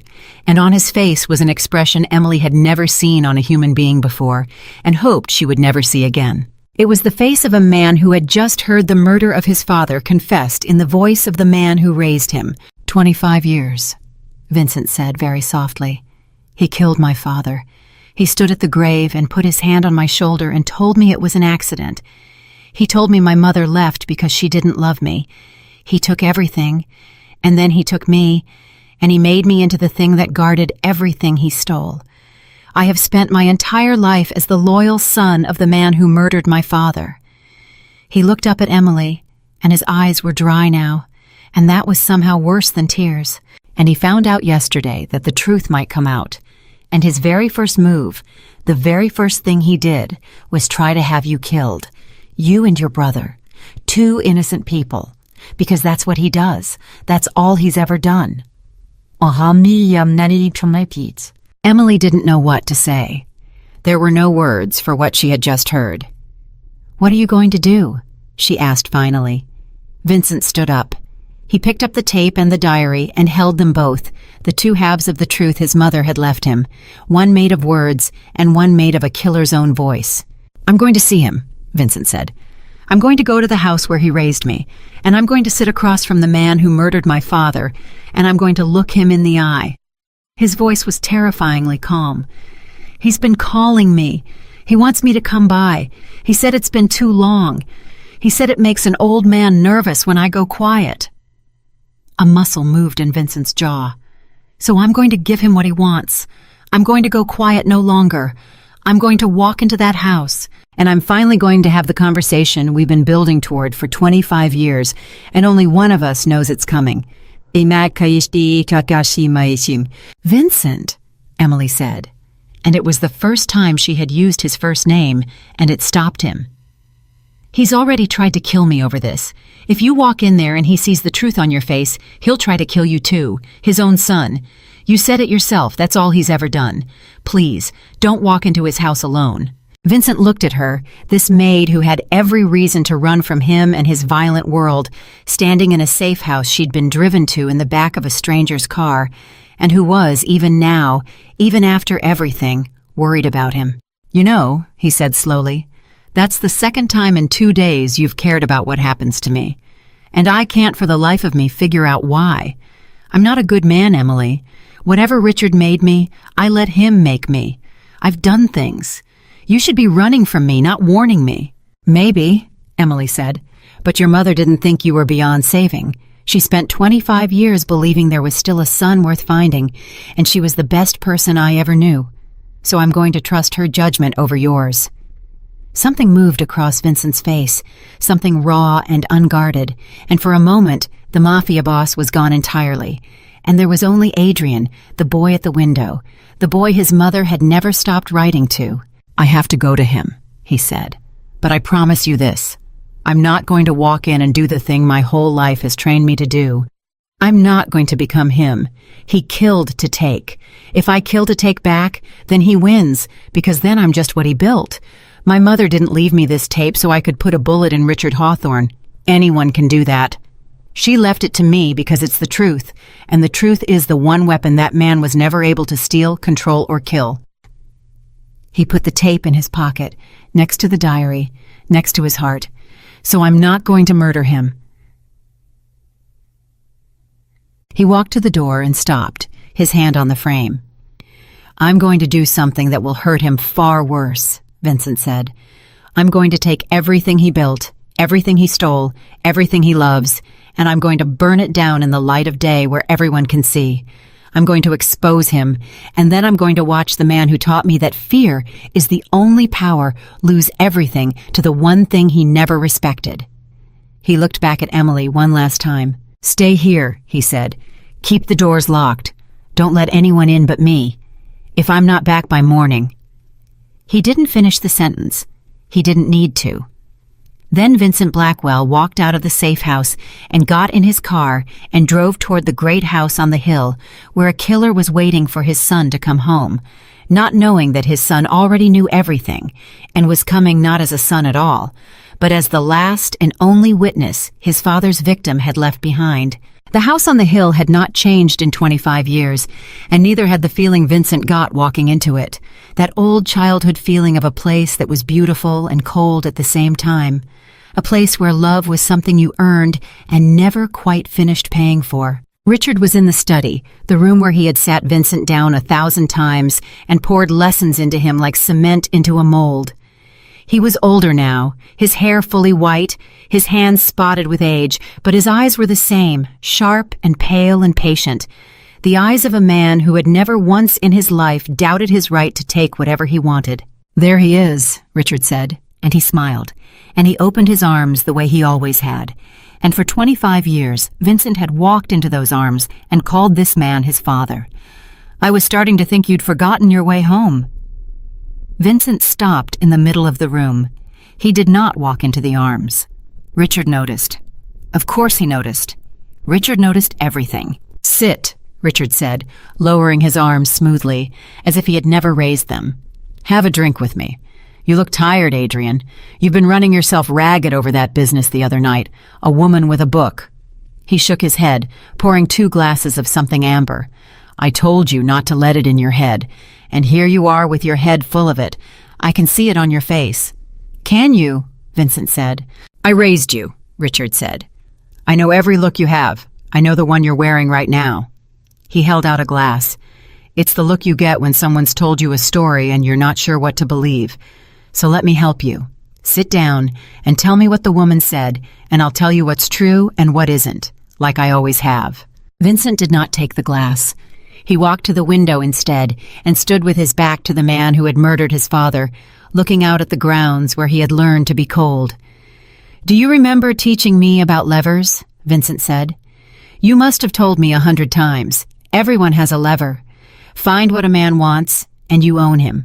Money, safety, love, revenge. Everyone has a price. The only fools are the ones who don't know their own." "It's true," Richard said. "It's the truest thing I ever taught you." "I met someone who doesn't have one," Vincent said. "The maid, Emily, the woman with the book. I did what you taught me. I pulled her whole life apart looking for the lever, looking for what she wanted, who was using her, what the con was." He turned around. "There wasn't one, Richard. There wasn't a con. There wasn't an angle. She's just a poor girl who sat with a dying woman because no one else would. She wanted nothing. Do you understand how strange that was for me? I stood there looking at a person with no price, and for the first time in my life, your lessons didn't explain what I was looking at." Richard's smile did not move, but something behind his eyes did. "Everyone has a price, Adrian," he said. "You just didn't dig deep enough." "No," Vincent said. "That's the thing. I dug all the way to the bottom, and you know what I found at the bottom? Not her price. Yours." The room went very quiet. "I found out what you wanted, Richard," Vincent said, and his voice was calm, terribly calm. 25 years ago, you wanted my father's business, and he wouldn't sell. And you told me your favorite lesson so many times that I finally understood it the way you meant it. Men who won't sell become obstacles, and you remove obstacles." Richard set his glass down slowly. "That woman filled your head with poison," he said. "I warned you. A grieving stranger, a sad little book, and now you're standing in my house repeating fairy tales your mother invented to make herself feel better about walking out on her own child. Adrian, look at me. Look at me. Who was there when she left? Who stayed? Who fed you, taught you, made you everything you are? Her or me? You, Vincent said. Then trust that. Trust the man who stayed. I did trust you, Vincent said. That's what I can't forgive, not what you did to my father, not even what you did to my mother. I can almost understand those. You wanted something and you took it, and that's who you are. You never pretended otherwise. Not really. He took a step closer. What I can't forgive is that you took a 7-year-old boy who was standing at a window crying for his mother, and you told him she left because she felt nothing when she looked at his face. You looked at a child in the worst moment of his life and you saw a lever, and you pulled it. You pulled it for 25 years. Richard's face had gone still now, all the warmth draining out of it. And what was left was the thing Vincent had never let himself see, the cold machine that had been there the whole time under the fatherly smile. You want to know the truth? Richard said, and his voice had changed, dropped the warmth entirely, and it was almost a relief because it was finally honest. Fine, you're a grown man. Here's the truth. Yes, your father wouldn't sell, so I made him sell the only way that was left. Yes, I made your mother sign the boy over because a widow with a child is soft and predictable, and I couldn't have her raising you into some sentimental fool who'd give it all away. And yes, I told you she left you. Because a boy who thinks his mother abandoned him has something to prove. A boy who thinks his mother was stolen from him has something to grieve, and grief makes men weak.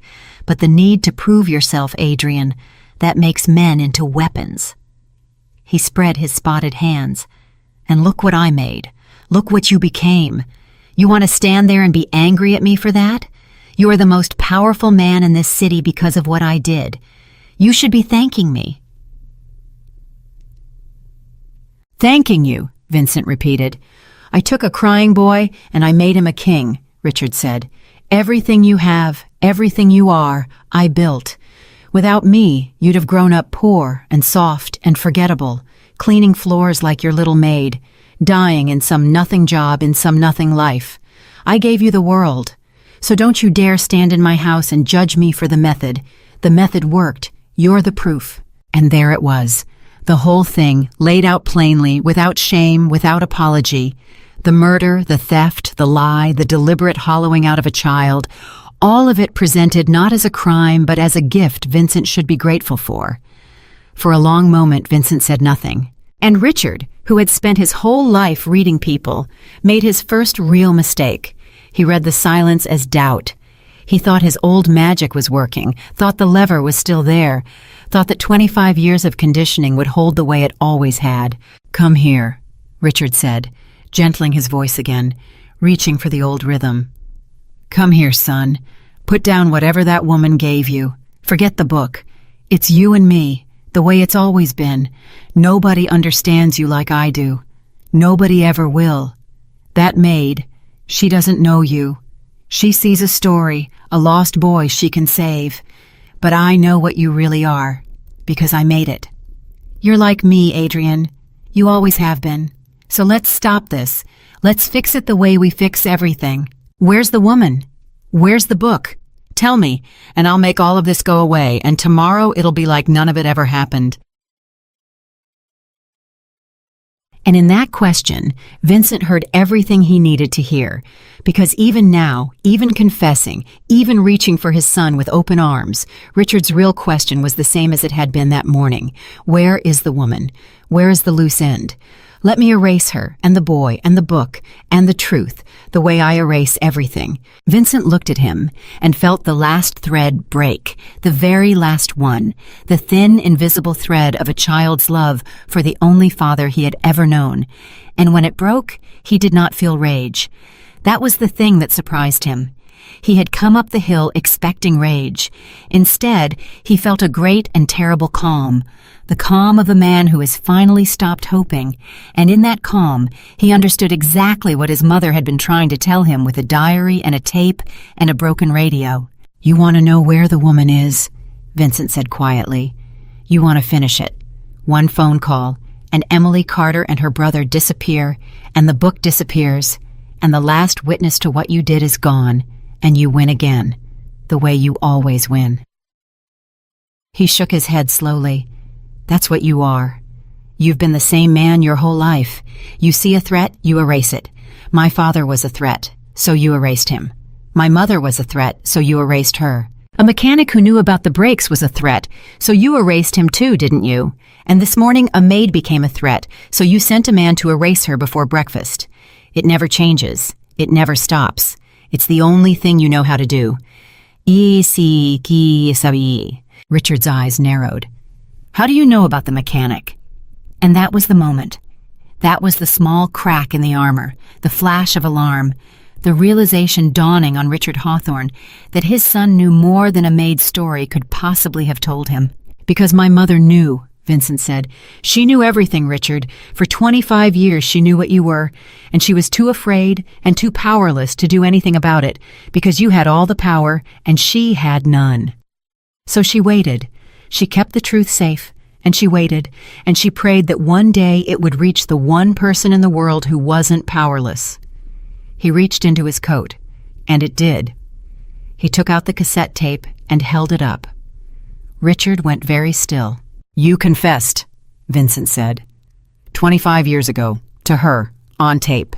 You told her you killed my father because he wouldn't sell. You said it was nothing personal, it was business. You threatened to kill her, too.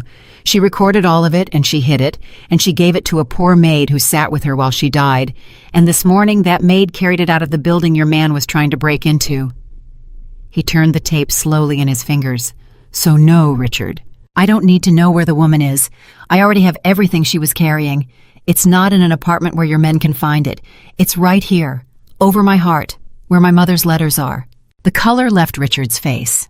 For the first time in Vincent's memory, the man looked old, not distinguished, not powerful, old and cornered and afraid, and Vincent watched the calculations run behind those pale eyes, the same calculations Richard had run his whole life, looking for the angle, the lever, the way out. You won't use it, Richard said, and his voice had lost its certainty. Think, Adrian. Think about what's on that tape.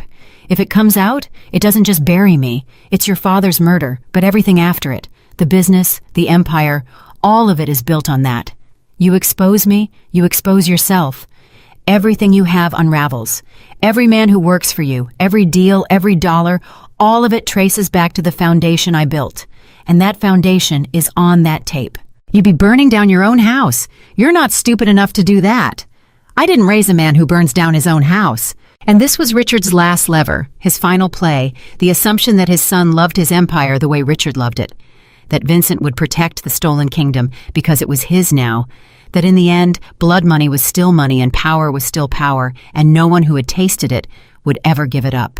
It was, Vincent realized, the truest thing Richard had said all night, because the old Vincent, the Vincent of a week ago, would never have done it. The old Vincent would have taken the tape and used it as leverage, kept Richard on a leash with it, maybe eventually killed him and taken the whole empire clean. That was the move. That was what Richard had trained him to do. Protect the house, grow the house, never ever burn the house. You're right, Vincent said. A week ago you'd have been right. A week ago I'd have kept this tape in a safe and used it to own you for the rest of your life. I'd have protected the house. That's what you built me to do. He looked at the tape. But then a woman I'd never met walked into my restaurant and gave me back my mother, 1 week too late to say a word to her. And I sat up all night reading 25 years of letters from a woman who wrote to me every few weeks and never once got to send a single one. And I heard her voice on this tape, young, alive, terrified, doing the one brave thing she could do in a life you'd taken everything else from. His voice thickened, and I finally understood the last thing she was trying to teach me, the thing you spent 25 years making sure I'd never learn. And what's that? Richard said, and there was contempt in it, but under the contempt there was fear. That there are things worth more than the house, Vincent said. You taught me that power is the only thing that matters, that love is a leash, that the man who cares about nothing can never be beaten, and you were so convincing that I believed it for 25 years. But it was always a lie, and here's how I know. You spent your whole life winning, taking, removing obstacles, building an empire on bodies, And at the end of all of it, at the end of all that power, you're standing in a room begging a man you lied to for a quarter century not to tell the truth about you. That's what all your power bought you. That's where the road ends. Alone in a house, terrified of a maid and a book and a tape, with no one who loves you and no one you love. He shook his head. My mother had nothing. No power, no money, no freedom. She died in a nursing home that everyone forgot. And she was richer than you'll ever be. Because there was one person on this earth who loved her enough to sit with her at the end, and one person who loved her enough to carry her truth out of a burning building, and one person, finally, at the very end, who came to understand that she never stopped loving him. His eyes met Richard's. You'll die with more money than God, Richard, and not one person on earth will grieve you. That's the lever you never understood. That's the price you didn't know you were paying the whole time. Richard's hand had drifted, slowly, toward the drawer of his desk, and Vincent saw it, and did not move to stop it, because part of him almost wanted it, almost wanted the old man to give him a reason. Go ahead, Vincent said quietly. There's a gun in that drawer. You keep it there. You showed it to me when I was 12, remember? Taught me a man should always be able to end a threat that walks into his home. So go ahead. End the threat. Shoot your son. It's the only move you have left, and it's the only kind of move you've ever known. But understand something before you do. He nodded toward the door, toward the window, toward the world outside. Copies. You taught me that too. Never keep the only copy of anything. So if I don't walk out of this house tonight, the tape goes to every newspaper, every prosecutor, every enemy you've ever made, all at once. First thing in the morning. Kill me, and you don't bury the truth. You broadcast it. So make your choice, old man. But you're out of levers. For the first time in your life, there's nothing left to pull.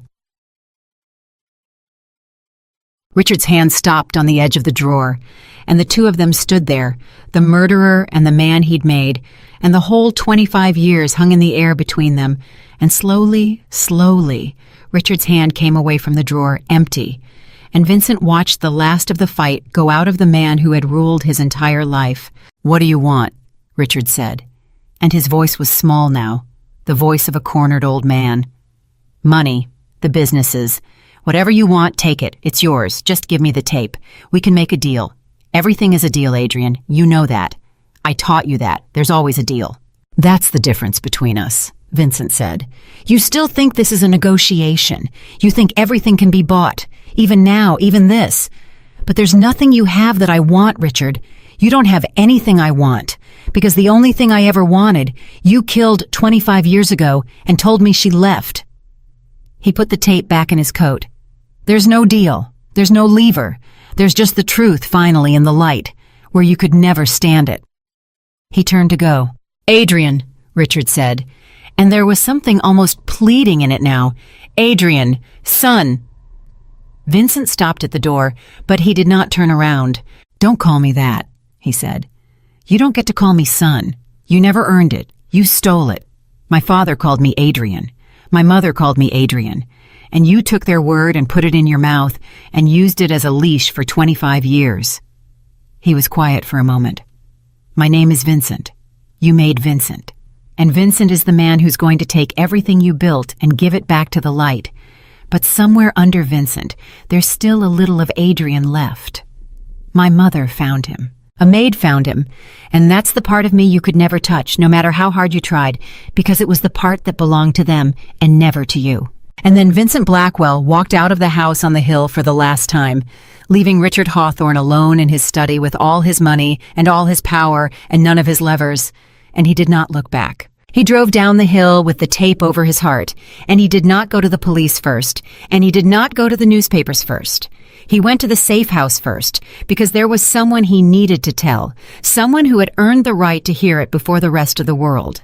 Emily was waiting at the window when his headlights swept across it, and she had the door open before he reached it, and the relief on her face when she saw him whole and alive was so total, so unguarded, that it stopped him on the threshold. You're alive, she said. You're okay. I've been standing at this window for hours. I thought, she stopped, I thought maybe you weren't coming back. I told him everything, Vincent said. He confessed To my face. Everything the diary said, everything on the tape, all of it. He stood there and admitted it and told me I should thank him for it. He shook his head slowly, still not quite believing it. And then he offered me money to bury it, right to the end. He never understood. He thought there was a price. There was never a price. What are you going to do? Vincent came inside and sat down heavily, the exhaustion of 25 years finally landing on him all at once. I'm going to do the hardest thing I've ever done, he said. I'm going to tell the truth, all of it, even the parts that bury me too. Because Richard was right about one thing. That tape doesn't just end him. Everything I have is built on what he did. If I expose him, I expose myself.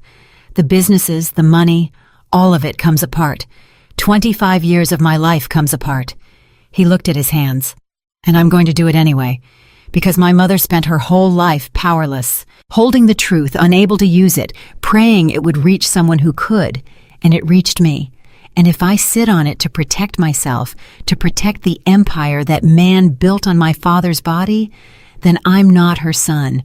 I'm his, and I would rather lose everything and be Adrian than keep everything and be what Richard made. Emily sat down across from him, and for a while neither of them said anything. You know, she said finally, when I walked into that restaurant, I thought I was just delivering a book, keeping a promise to a lonely old woman. I didn't know I was walking into any of this. I didn't know there was a mother and a murder and 25 years of lies. She looked at him. But I think she knew. Margaret. I think she knew exactly what she was doing when she gave me that radio and asked me to find you. I think she spent her whole life waiting for the right person to carry the truth, and somehow, at the end, she decided it was me. A maid. Nobody. You're not nobody, Vincent said. I told you that the first night, and I meant it. You're the person my mother trusted with the most important thing she owned. She was the best judge of character I've ever heard of, and she chose you. He almost smiled. And you carried a murderer's confession out of a building while his hitman was picking the lock, and you didn't even know that's what it was. You did it because you made a promise. Do you have any idea how rare that is? In my whole life, in the whole world I've lived in, I have never met one person who would do that. Not one. You would, Emily said quietly. You did. You came for us. You didn't have to. Vincent looked at her for a long moment, and something passed between them, something neither of them named, something that had been building since the first night in the empty restaurant, when a poor maid refused to be afraid of the most dangerous man in the city. There's going to be a storm, Vincent said. When this comes out, my whole world is going to come down. There are men who work for me, men who serve Richard, who are not going to let this happen quietly. It's going to get dangerous before it gets better. For me. Maybe for you. He met her eyes. I can protect you through it. I want to. But I need you to understand what you're standing next to before you decide to keep standing next to it. I've stood next to worse, Emily said. I've stood next to a bathroom door with a killer on the other side. I've stood next to a hospital bed, wondering how to pay for my brother's third surgery with money I don't have. I've stood next to a dying woman who had no one else in the world. She lifted her chin. I'm not afraid of standing next to you, Vincent. I've spent my whole life standing next to hard things. At least this time I'm standing next to someone who's finally trying to do the right thing. And Vincent Blackwell, who had walked out of his father's house that night, having lost everything he was ever given, looked at the woman across from him and understood, for the first time in 25 years, that he had just been handed something no one could steal, no one could buy, and no lever in the world could pull away. He stood up, he took the tape out of his coat and the diary, and he set them both on the table between them, the way Emily had set the diary on his table that first night. And he looked at them, the whole truth of his life, and then he looked at the door, and beyond it, the long, hard road of tearing down everything Richard had built. Then let's do it right, he said. All of it. In the light, where he could never stand it. Doing it right took longer than a single night, and it cost more than Vincent had imagined. And there were moments in the weeks that followed when he wondered if his mother had understood just how much she was asking of him when she left the truth in his hands. The morning after he walked out of Richard's house, Vincent did not go to a prosecutor, and he did not go to a newspaper. He went to Marcus first because Marcus had been with him 11 years, and Marcus deserved to hear it from his mouth and not read it in a headline. "I'm going to tell you something," Vincent said, "and when I'm done, you can walk out that door and never look back, and I won't hold it against you. In fact, I'll understand it, because what I'm about to do is going to bring the whole thing down. Everything Richard built, everything I built on top of it." And he told Marcus all of it. The mother in the nursing home, the diary, the tape, the father Richard had murdered, the maid who had carried the truth out of a burning building. Marcus listened without a word, and when it was over, he was quiet for a long time. "You're really going to do it," Marcus said. "You're going to burn it down, your own house." "I am." "You know what happens to a man who does that. There are people in this city, people who serve Richard, people who'll lose everything if that tape comes out. They're not going to shake your hand and wish you well." "I know." "You could get killed, boss, you know that. The second word gets out that you turned, you're not the most powerful man in Chicago anymore. You're a target." "I know that too," Vincent said.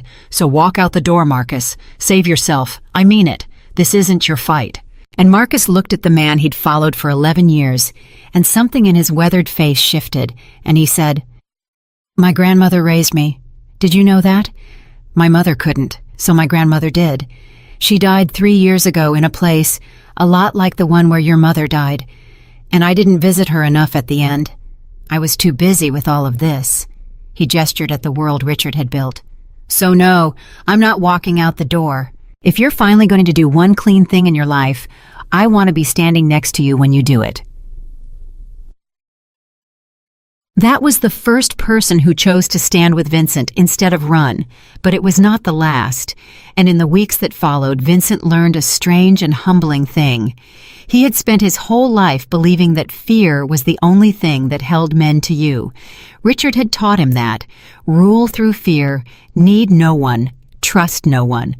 But when Vincent walked into that dangerous transition, not as a tyrant protecting his throne, but as a man trying to tear down something rotten, he discovered that some of the people around him had been waiting their whole lives for permission to be something better than what the Empire had made them. Not all of them. There was a war of a kind. There were men loyal to Richard who understood exactly what Vincent's tape meant, and who tried, more than once, to make sure it never saw daylight. There were nights that got dangerous. Nights when Vincent moved Emily and Daniel from one safe place to another. Nights when the old skills Richard had drilled into him were the only reason all of them lived to see morning. The irony was not lost on Vincent that the very ruthlessness Richard had built into him was what kept the truth alive long enough to destroy Richard with it. The weapon the murderer had forged turned in his hand at the very end. But Vincent did not fight that war the way the old Vincent would have. He did not answer blood with blood for its own sake. He protected the people who mattered.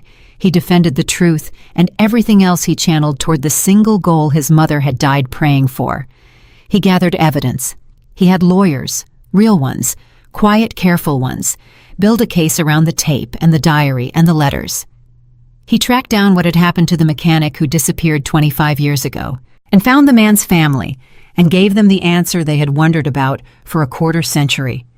He documented everything Richard had ever stolen, every obstacle Richard had ever removed, and he assembled it into something that could not be buried, could not be bought, could not be pulled apart by any lever in Richard's hand. And then, when it was ready, he gave it to the light. The day the truth came out, it came out all at once, everywhere, exactly as Vincent had promised Richard it would.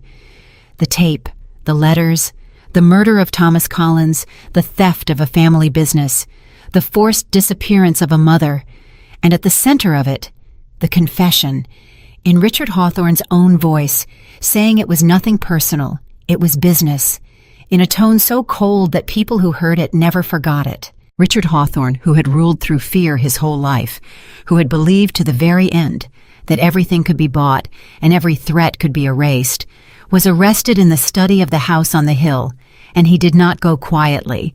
And it did not matter that he did not go quietly, because for the first time in his life, there was no lever left to pull. The truth had no price. That was the thing he had never understood, and it was the thing that finally destroyed him. Vincent did not go to watch it happen. Some part of him thought he would want to, the old part, the part Richard had built. But when the day came, he found he had no appetite for it. Watching Richard fall gave him nothing. It was not revenge he had wanted. It was justice. And justice, he was learning, felt very different from revenge. Revenge would have been a bullet in a study. Justice was a mother's voice, finally heard, in the light of day, believed at last by the whole world. Revenge would have made Vincent into Richard. Justice made him into Adrian again. The empire came apart, just as Richard had warned it would. Everything built on the stolen foundation crumbled when the foundation was exposed. Vincent lost most of it. The businesses, the money, the power, the world where his name had made men go pale. He gave up more than he kept, and much of what he kept he gave away. And he did it with a strange and growing lightness, because every piece of that world he let go of was a piece of Richard he was cutting out of himself. But he did not lose everything, because it turned out that when you have spent your life being feared, and you choose, at great cost, to do one true and public and righteous thing, the world notices. Vincent Blackwell did not become a saint. He would never be a simple good man, and he knew it, and he never pretended otherwise. But the resources he had left, he turned toward the only thing that had ever felt real to him in the whole long nightmare of his life. He turned them toward the kind of people his mother had been, the forgotten ones, the ones with no power. The nursing home where Margaret had died alone, the one that everyone forgot the address of, Vincent found it, and he did not just donate to it. He rebuilt it. He put his mother's name on it, and he made it a place where no one would die the way she had died, alone in a room with a broken radio and no one to fix it but a maid who happened to be kind. He funded others like it across the city. He created a program, quietly, for families drowning in medical debt, the way Emily and Daniel had been drowning, because he had learned from Emily what he could never have learned from Richard, that the difference between a family surviving and a family being destroyed was often just one person with power deciding to care. Daniel got his surgery, the real one, the good one, the one Emily could never have afforded in 10 lifetimes of cleaning floors. And then he got the physical therapy, and the time to heal, and the treatment that let him one day set down the crutches for good. Vincent did this without ceremony, and without ever once making Emily or her brother feel that they owed him for it. That was important to him, more important than he could quite explain. He had grown up owing everything to a man who never let him forget it. He would not do that to anyone, least of all to the two people who had, without meaning to, saved his soul. Because that was what Emily had done, and Vincent knew it, and he told her so one evening, months later, when the storm had finally passed and the world had settled into something new and quiet. "You saved my life," he said. "Not the day you called me about the man outside your building. Before that, the first night, when you walked into my restaurant and refused to be afraid of me, when you told me a promise was the only thing you'd ever owned that no one could take away." He shook his head. "I'd forgotten people like you existed. Richard raised me to believe you were a fairy tale, a soft lie people tell themselves. And then you walked in, and you were real. And everything he'd built in me started to come apart the moment I saw it. I didn't do anything," Emily said. "I just kept a promise." "You keep saying that," Vincent said, "like it's a small thing. It's not a small thing. It's the biggest thing there is. I ran an empire on the idea that everyone can be bought, and then a maid walked in who couldn't, and it turned out she was stronger than everything I'd ever built. Do you understand? My mother knew it. That's why she chose you. Out of everyone in the world, in her last days, with the most important truth of her life, she chose a poor girl who cleaned her room and fixed her radio and sat with her at night. Because she knew what I had to learn the hard way. The poorest person in the room can carry the greatest gift there is." Emily was quiet for a moment. Then she said, "She'd be proud of you. I know that for certain. I sat with her, Vincent. I knew her heart at the end better than anyone. And everything she wanted, everything she prayed for in those letters she couldn't send, it was this. It was you, becoming this. Not powerful, not feared, this. A man doing the right thing even when it costs him everything." She smiled, just a little. She got her son back, 1 week too late to say it with her voice. But she got him back. You proved her whole life wasn't a waste. 25 years of holding on, of writing letters into the dark, of keeping a truth she couldn't use. And in the end it worked. You're the proof it worked. She thought Vincent had to look away for a moment, the way he always did when the grief and the something else that lived alongside it rose up together in his chest. There had been a moment, near the very end of everything, that Vincent had not told anyone about, not even Emily. When the case was built and the tape was ready, and the whole thing was about to break, Vincent had gone one last time to the cemetery where his mother was buried. A plain grave in a plain plot, because there had been no one to pay for anything better, no family, no son. And he had stood there, and he had done something he had not done since he was 7 years old, standing at a window. He had talked to her. He had told her he was sorry, that he had believed the lie, that he had hated her for 25 years for something she never did, and that the hatred had been the cruelest theft of all, because it had robbed them both of every day they might have had. He had told her he understood now, that she never left, that she wrote him a letter every few weeks for a quarter of a century, that she died with his name in her mouth, and he had told her that he had heard her, finally, and that he was going to do the thing she'd been unable to do, the thing she'd spent her whole powerless life praying someone would do. And then he had done the last thing. He had a proper headstone made, and on it, under her name, Margaret Collins, he had the stone carved with the truth of who she was, not abandoned, not forgotten. Beloved mother of Adrian, because that was the name she had given him, and it belonged to her, and he was giving it back to her the only way he still could. That grave was not forgotten anymore. Emily went with him sometimes, and on the anniversary of the day Margaret died, they went together, and they brought the old radio, the one that had carried the truth out of the dark, and they let it play the old jazz stations she had loved, the ones that played their song, and for a little while the woman who had died alone was surrounded by the only two people in the world who had ever truly known her heart. The diary sat on a shelf in Vincent's home now, a much smaller home than the one he'd had before, an ordinary home, the kind of place a man could actually live in.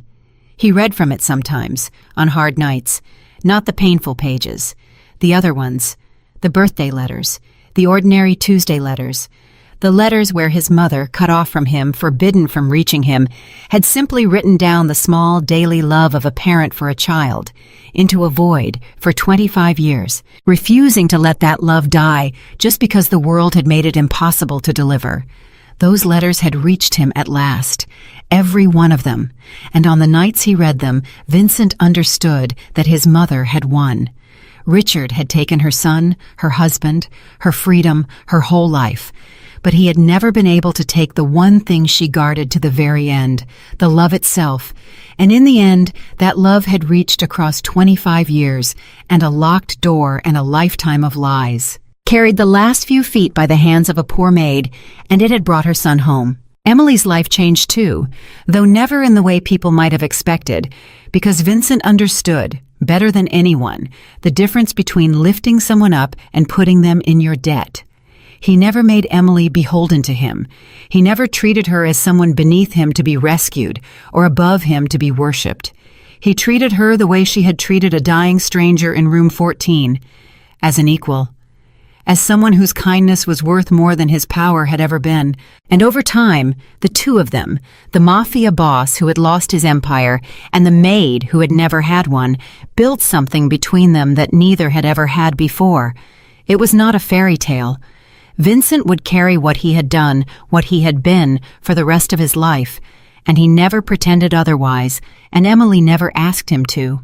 But it was real, and it was honest, and it was chosen freely by two people who wanted nothing from each other except each other, and after the lives they had both lived, that was more than either of them had ever dared hope for. One evening, near the end of that long first year, Emily found Vincent standing by the window in their small home, the diary in his hands, looking out at the ordinary street where ordinary people were coming home to ordinary lives.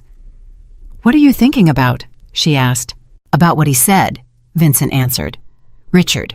At the end, he said everything I had, everything I was, he built. That without him, I'd have been nothing." He turned the diary over in his hands. And he was right in a way. He did build Vincent Blackwell, the feared man, the empire, all of it. He built it, and then I burned it down. He looked at her. But he was wrong about the important part. He thought the empire was everything. He thought that if he took it away, there'd be nothing left. And there was nothing left, Emily. The day it all came down, I had nothing. No money to speak of, no power, no name that made men afraid. Everything Richard built was gone. He set the diary down, and I was happier than I'd been in 25 years. Emily came and stood beside him at the window. Because that was the lie at the center of everything he taught me, Vincent said. That power was the thing, that the man who has the most wins. He spent his whole life proving that lie, and he died proving it, alone in a cell with nobody who loved him and nobody he loved, richer than God and poorer than any man I've ever known. And my mother spent her whole life proving the opposite. She had nothing. She died with nothing. And she was the richest person in this entire story because she loved someone enough to hold on for 25 years. And because at the very end, there was someone who loved her enough to sit beside her in the dark. He put his arm around Emily. Money can buy power. Fear can control people. Richard proved both of those things beyond any doubt. But there's a third thing, the only thing that ever actually mattered. And he never had it, and he never understood it. And it was the one thing that finally beat him. Only love and truth can heal what time has broken. My mother knew that. She bet her whole life on it, and she was right. Emily leaned her head against his shoulder, and the two of them stood at the window in the fading light, the diary on the table behind them, the radio in the corner, the long nightmare finally over. A poor maid had accidentally delivered an old diary to the wrong man, and it had turned out to be exactly the right one. She had spoken a name no one had said in 25 years, and a mafia boss had frozen, and everything he thought he knew about his own life had begun to come apart. And in the end, the truth hidden inside that diary had not just brought down a murderer or destroyed an empire. It had done something Richard Hawthorne, with all his power, could never have imagined possible. It had taken a hollowed-out man built out of ice and lies, and it had given him back his mother, his father's memory, his real name, and his soul. Margaret Collins never got to see it. She died 1 week too soon, alone in a forgotten room, with only a kind stranger to hold her hand. But she died having done the one thing she had refused, across 25 years of exile and silence and fear, to ever stop doing. She died still loving her son. And that love, carried the final few feet by the hands of the poorest and kindest person in the whole city, reached him at last, and it saved him. And it was stronger than every empire ever built on fear. The poorest person in the room had carried the greatest gift, and in the end, it was the only thing that mattered at all. Long after the empire fell, and the headlines faded, and the world moved on to its next scandal, Vincent Blackwell found himself returning, again and again, to a single question that no amount of power had ever prepared him to answer. What is love, actually, that it could do what it did?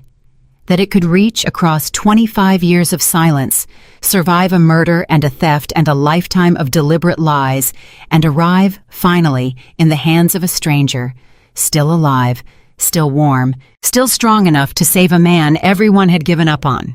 He had spent his whole life believing he understood the forces that move the world: fear, money, power, leverage. He could have written a book on all of them.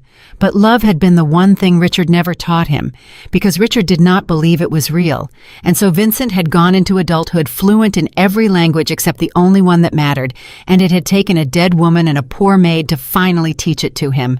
What he came to understand, slowly, over the quiet years that followed, was that love is not the soft thing the world pretends it is. That had been Richard's great error, and the error of every hard man like him. They looked at love and saw weakness. They saw a leash, a vulnerability, a soft place where the knife goes in. And so they cut it out of themselves and cut it out of the people they controlled and mistook the numbness that was left for strength. But Vincent had seen now what love actually was, and it was not soft at all. His mother had loved him from inside a prison, under threat of death, with no power and no freedom and no hope of ever being believed. For 25 years she had loved him with absolutely nothing to gain. No reward, no reunion, no acknowledgement, writing letters into a void that swallowed every one of them. That was not weakness. That was the most stubborn strength Vincent had ever encountered in his life, a strength that outlasted an empire, a strength that Richard, for all his ruthlessness, could never once break. Richard could kill a man who wouldn't sell. Richard could make a widow disappear. Richard could hollow out a child, but he could not make Margaret Collins stop loving her son, and in the end, that one thing he could not do was the thing that destroyed him. And so Vincent learned the first truth. Love is the only power that cannot be taken by force. Everything else can be. Money can be stolen, and Richard stole it. Freedom can be stolen, and Richard stole that too. A name can be stolen. A father, a childhood, a whole life. Richard proved that a sufficiently ruthless man can take almost anything from almost anyone. But he could not reach into Margaret's heart and remove what was there, and he could not reach into the boy at the window and kill the small buried part that still, underneath all the ice, belonged to her. Love was the one territory his violence could not enter. It was the one vault his levers could not open. And that, Vincent understood now, was why every tyrant in history had feared it and tried to stamp it out, because it was the single thing they could never fully own, and a thing they could not own was a thing that could one day undo them. The second truth took Vincent longer to accept, because it cut against everything Richard had built into him, and it was this. Love and truth are the same thing in the end, wearing different clothes. He had always thought of them as separate. Truth was hard, factual, a weapon or a shield. Love was feeling, sentiment, the soft stuff. But his mother had shown him they were one. Her love for him was expressed ultimately as her refusal to let the truth die. She could have made peace with the lie. It would have been easier. She could have let herself believe that her son was better off, that the past was past, that nothing could be done. Instead, she guarded the truth for 25 years precisely because she loved him, because she could not bear for him to live and die inside a lie about who he was and where he came from and whether he had ever been loved. To love someone, Vincent finally understood, is to refuse to let them live in a lie about themselves. Richard's whole method had been the opposite.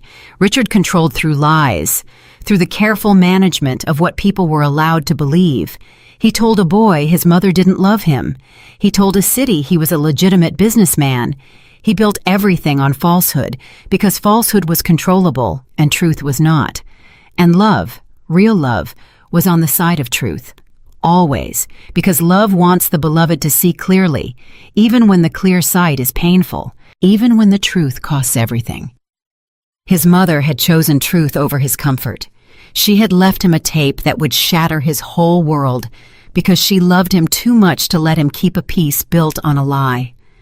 That was love, not the absence of hard truth, but the willingness to hand someone the hardest truth of all, because they deserved to have it. The third truth was the one that changed how Vincent lived the rest of his days. He had believed, under Richard's teaching, that love made you weak because it gave other people power over you. Care about something and you can be hurt through it. Need someone and you can be controlled through that need. It was, Vincent had to admit, not entirely wrong. Love did open you. It did make you vulnerable. Emily's care for him, his care for her, meant that each of them now had a place where the world could wound them that had not existed before. But what Richard had never understood, what he had been constitutionally incapable of understanding, was that the vulnerability was not the price of love. It was the whole point. A man who cannot be reached cannot be loved, and a man who cannot be loved is not strong. He is simply alone. And Vincent had watched, at the very end, what a lifetime of that particular strength added up to. It added up to an old man in a study, richer than God, holding a gun he was too cornered to use, offering money to a son who wanted nothing from him, and dying at last with no one on earth to grieve him. That was where Richard's strength led. That was its final destination.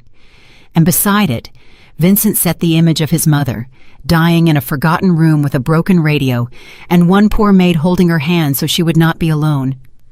By every measure Richard believed in, Margaret had lost, And Richard had won. She had nothing. He had everything. But Vincent had stood at the end of both their lives and seen the truth with his own eyes, and the truth was that the woman with nothing had been rich beyond counting, and the man with everything had been the poorest creature Vincent had ever known. The vulnerability was the wealth. The openness was the strength. The capacity to be reached was the only thing that made a life worth having lived. And there was a fourth truth, quieter than the others, that Vincent came to hold most closely of all. It was about the poor maid, and it was this: love does not care about the ledger. It does not calculate. Emily Carter had sat with a dying stranger for months, past the end of her shifts, unpaid, unrewarded, for no reason except that a lonely woman needed someone, and Emily was the kind of person who could not walk past a need she was able to meet. There was nothing in it for her. There was never anything in it for her. She had walked into the most dangerous man in the city's restaurant to keep a promise that could not possibly benefit her. And she had carried a killer's confession out of a burning building because she had given her word. And she had done all of it, not as a calculation, but as an instinct, the way some rare people simply move through the world, giving what they have to whoever needs it. Richard had spent his life certain that everyone had a price. And Emily had been living proof that he was wrong, that there existed, in cheap coats and worn shoes, in the people who cleaned the floors of the powerful and went home to sleep on pull-out couches, a kind of love that operated entirely outside the economy Richard understood. It gave without expecting return. It kept promises that offered no reward. It sat with the dying and asked for nothing. And it turned out that this love, the freely given, uncalculating love of the poorest person in the room, was the strongest force in the entire story, because it was the thing that carried the truth the final few feet home. Margaret's love guarded the truth. Vincent's love, once awakened, wielded it. But it was Emily's love, the love that wanted nothing, that actually moved it through the world, from a nursing home room to a mafia boss's table to a courtroom to the light. Without the maid who asked for nothing, none of it would have reached anyone. The greatest gift really had been carried by the poorest hands.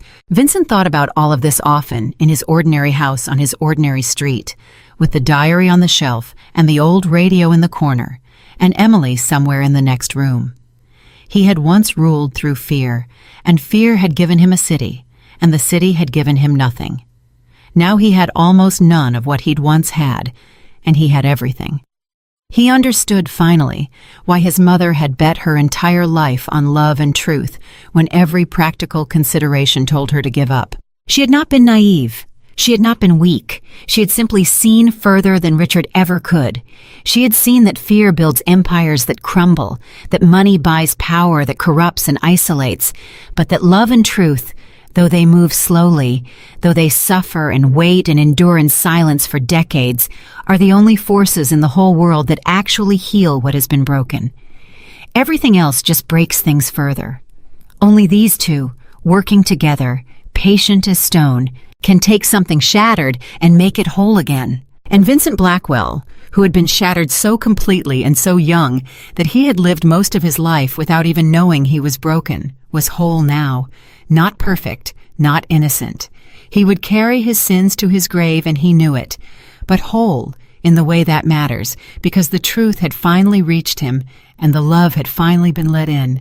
And a man who has been reached and let in is a man who has been healed, whatever else remains broken around the edges. His mother had died believing love was worth everything it cost her. 25 years of silence, a life spent in exile, a truth she guarded but could never use. She had bet all of it on the chance that love and truth would one day win, even after she was gone, even when she would never see it. And she had been right. She had been right about all of it.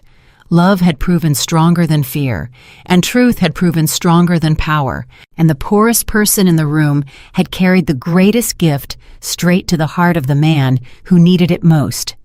In the end, Margaret Collins had been proven right about the only thing she ever truly believed, and it is the only thing Vincent came at last to understand, that any of us ever really needs to get right.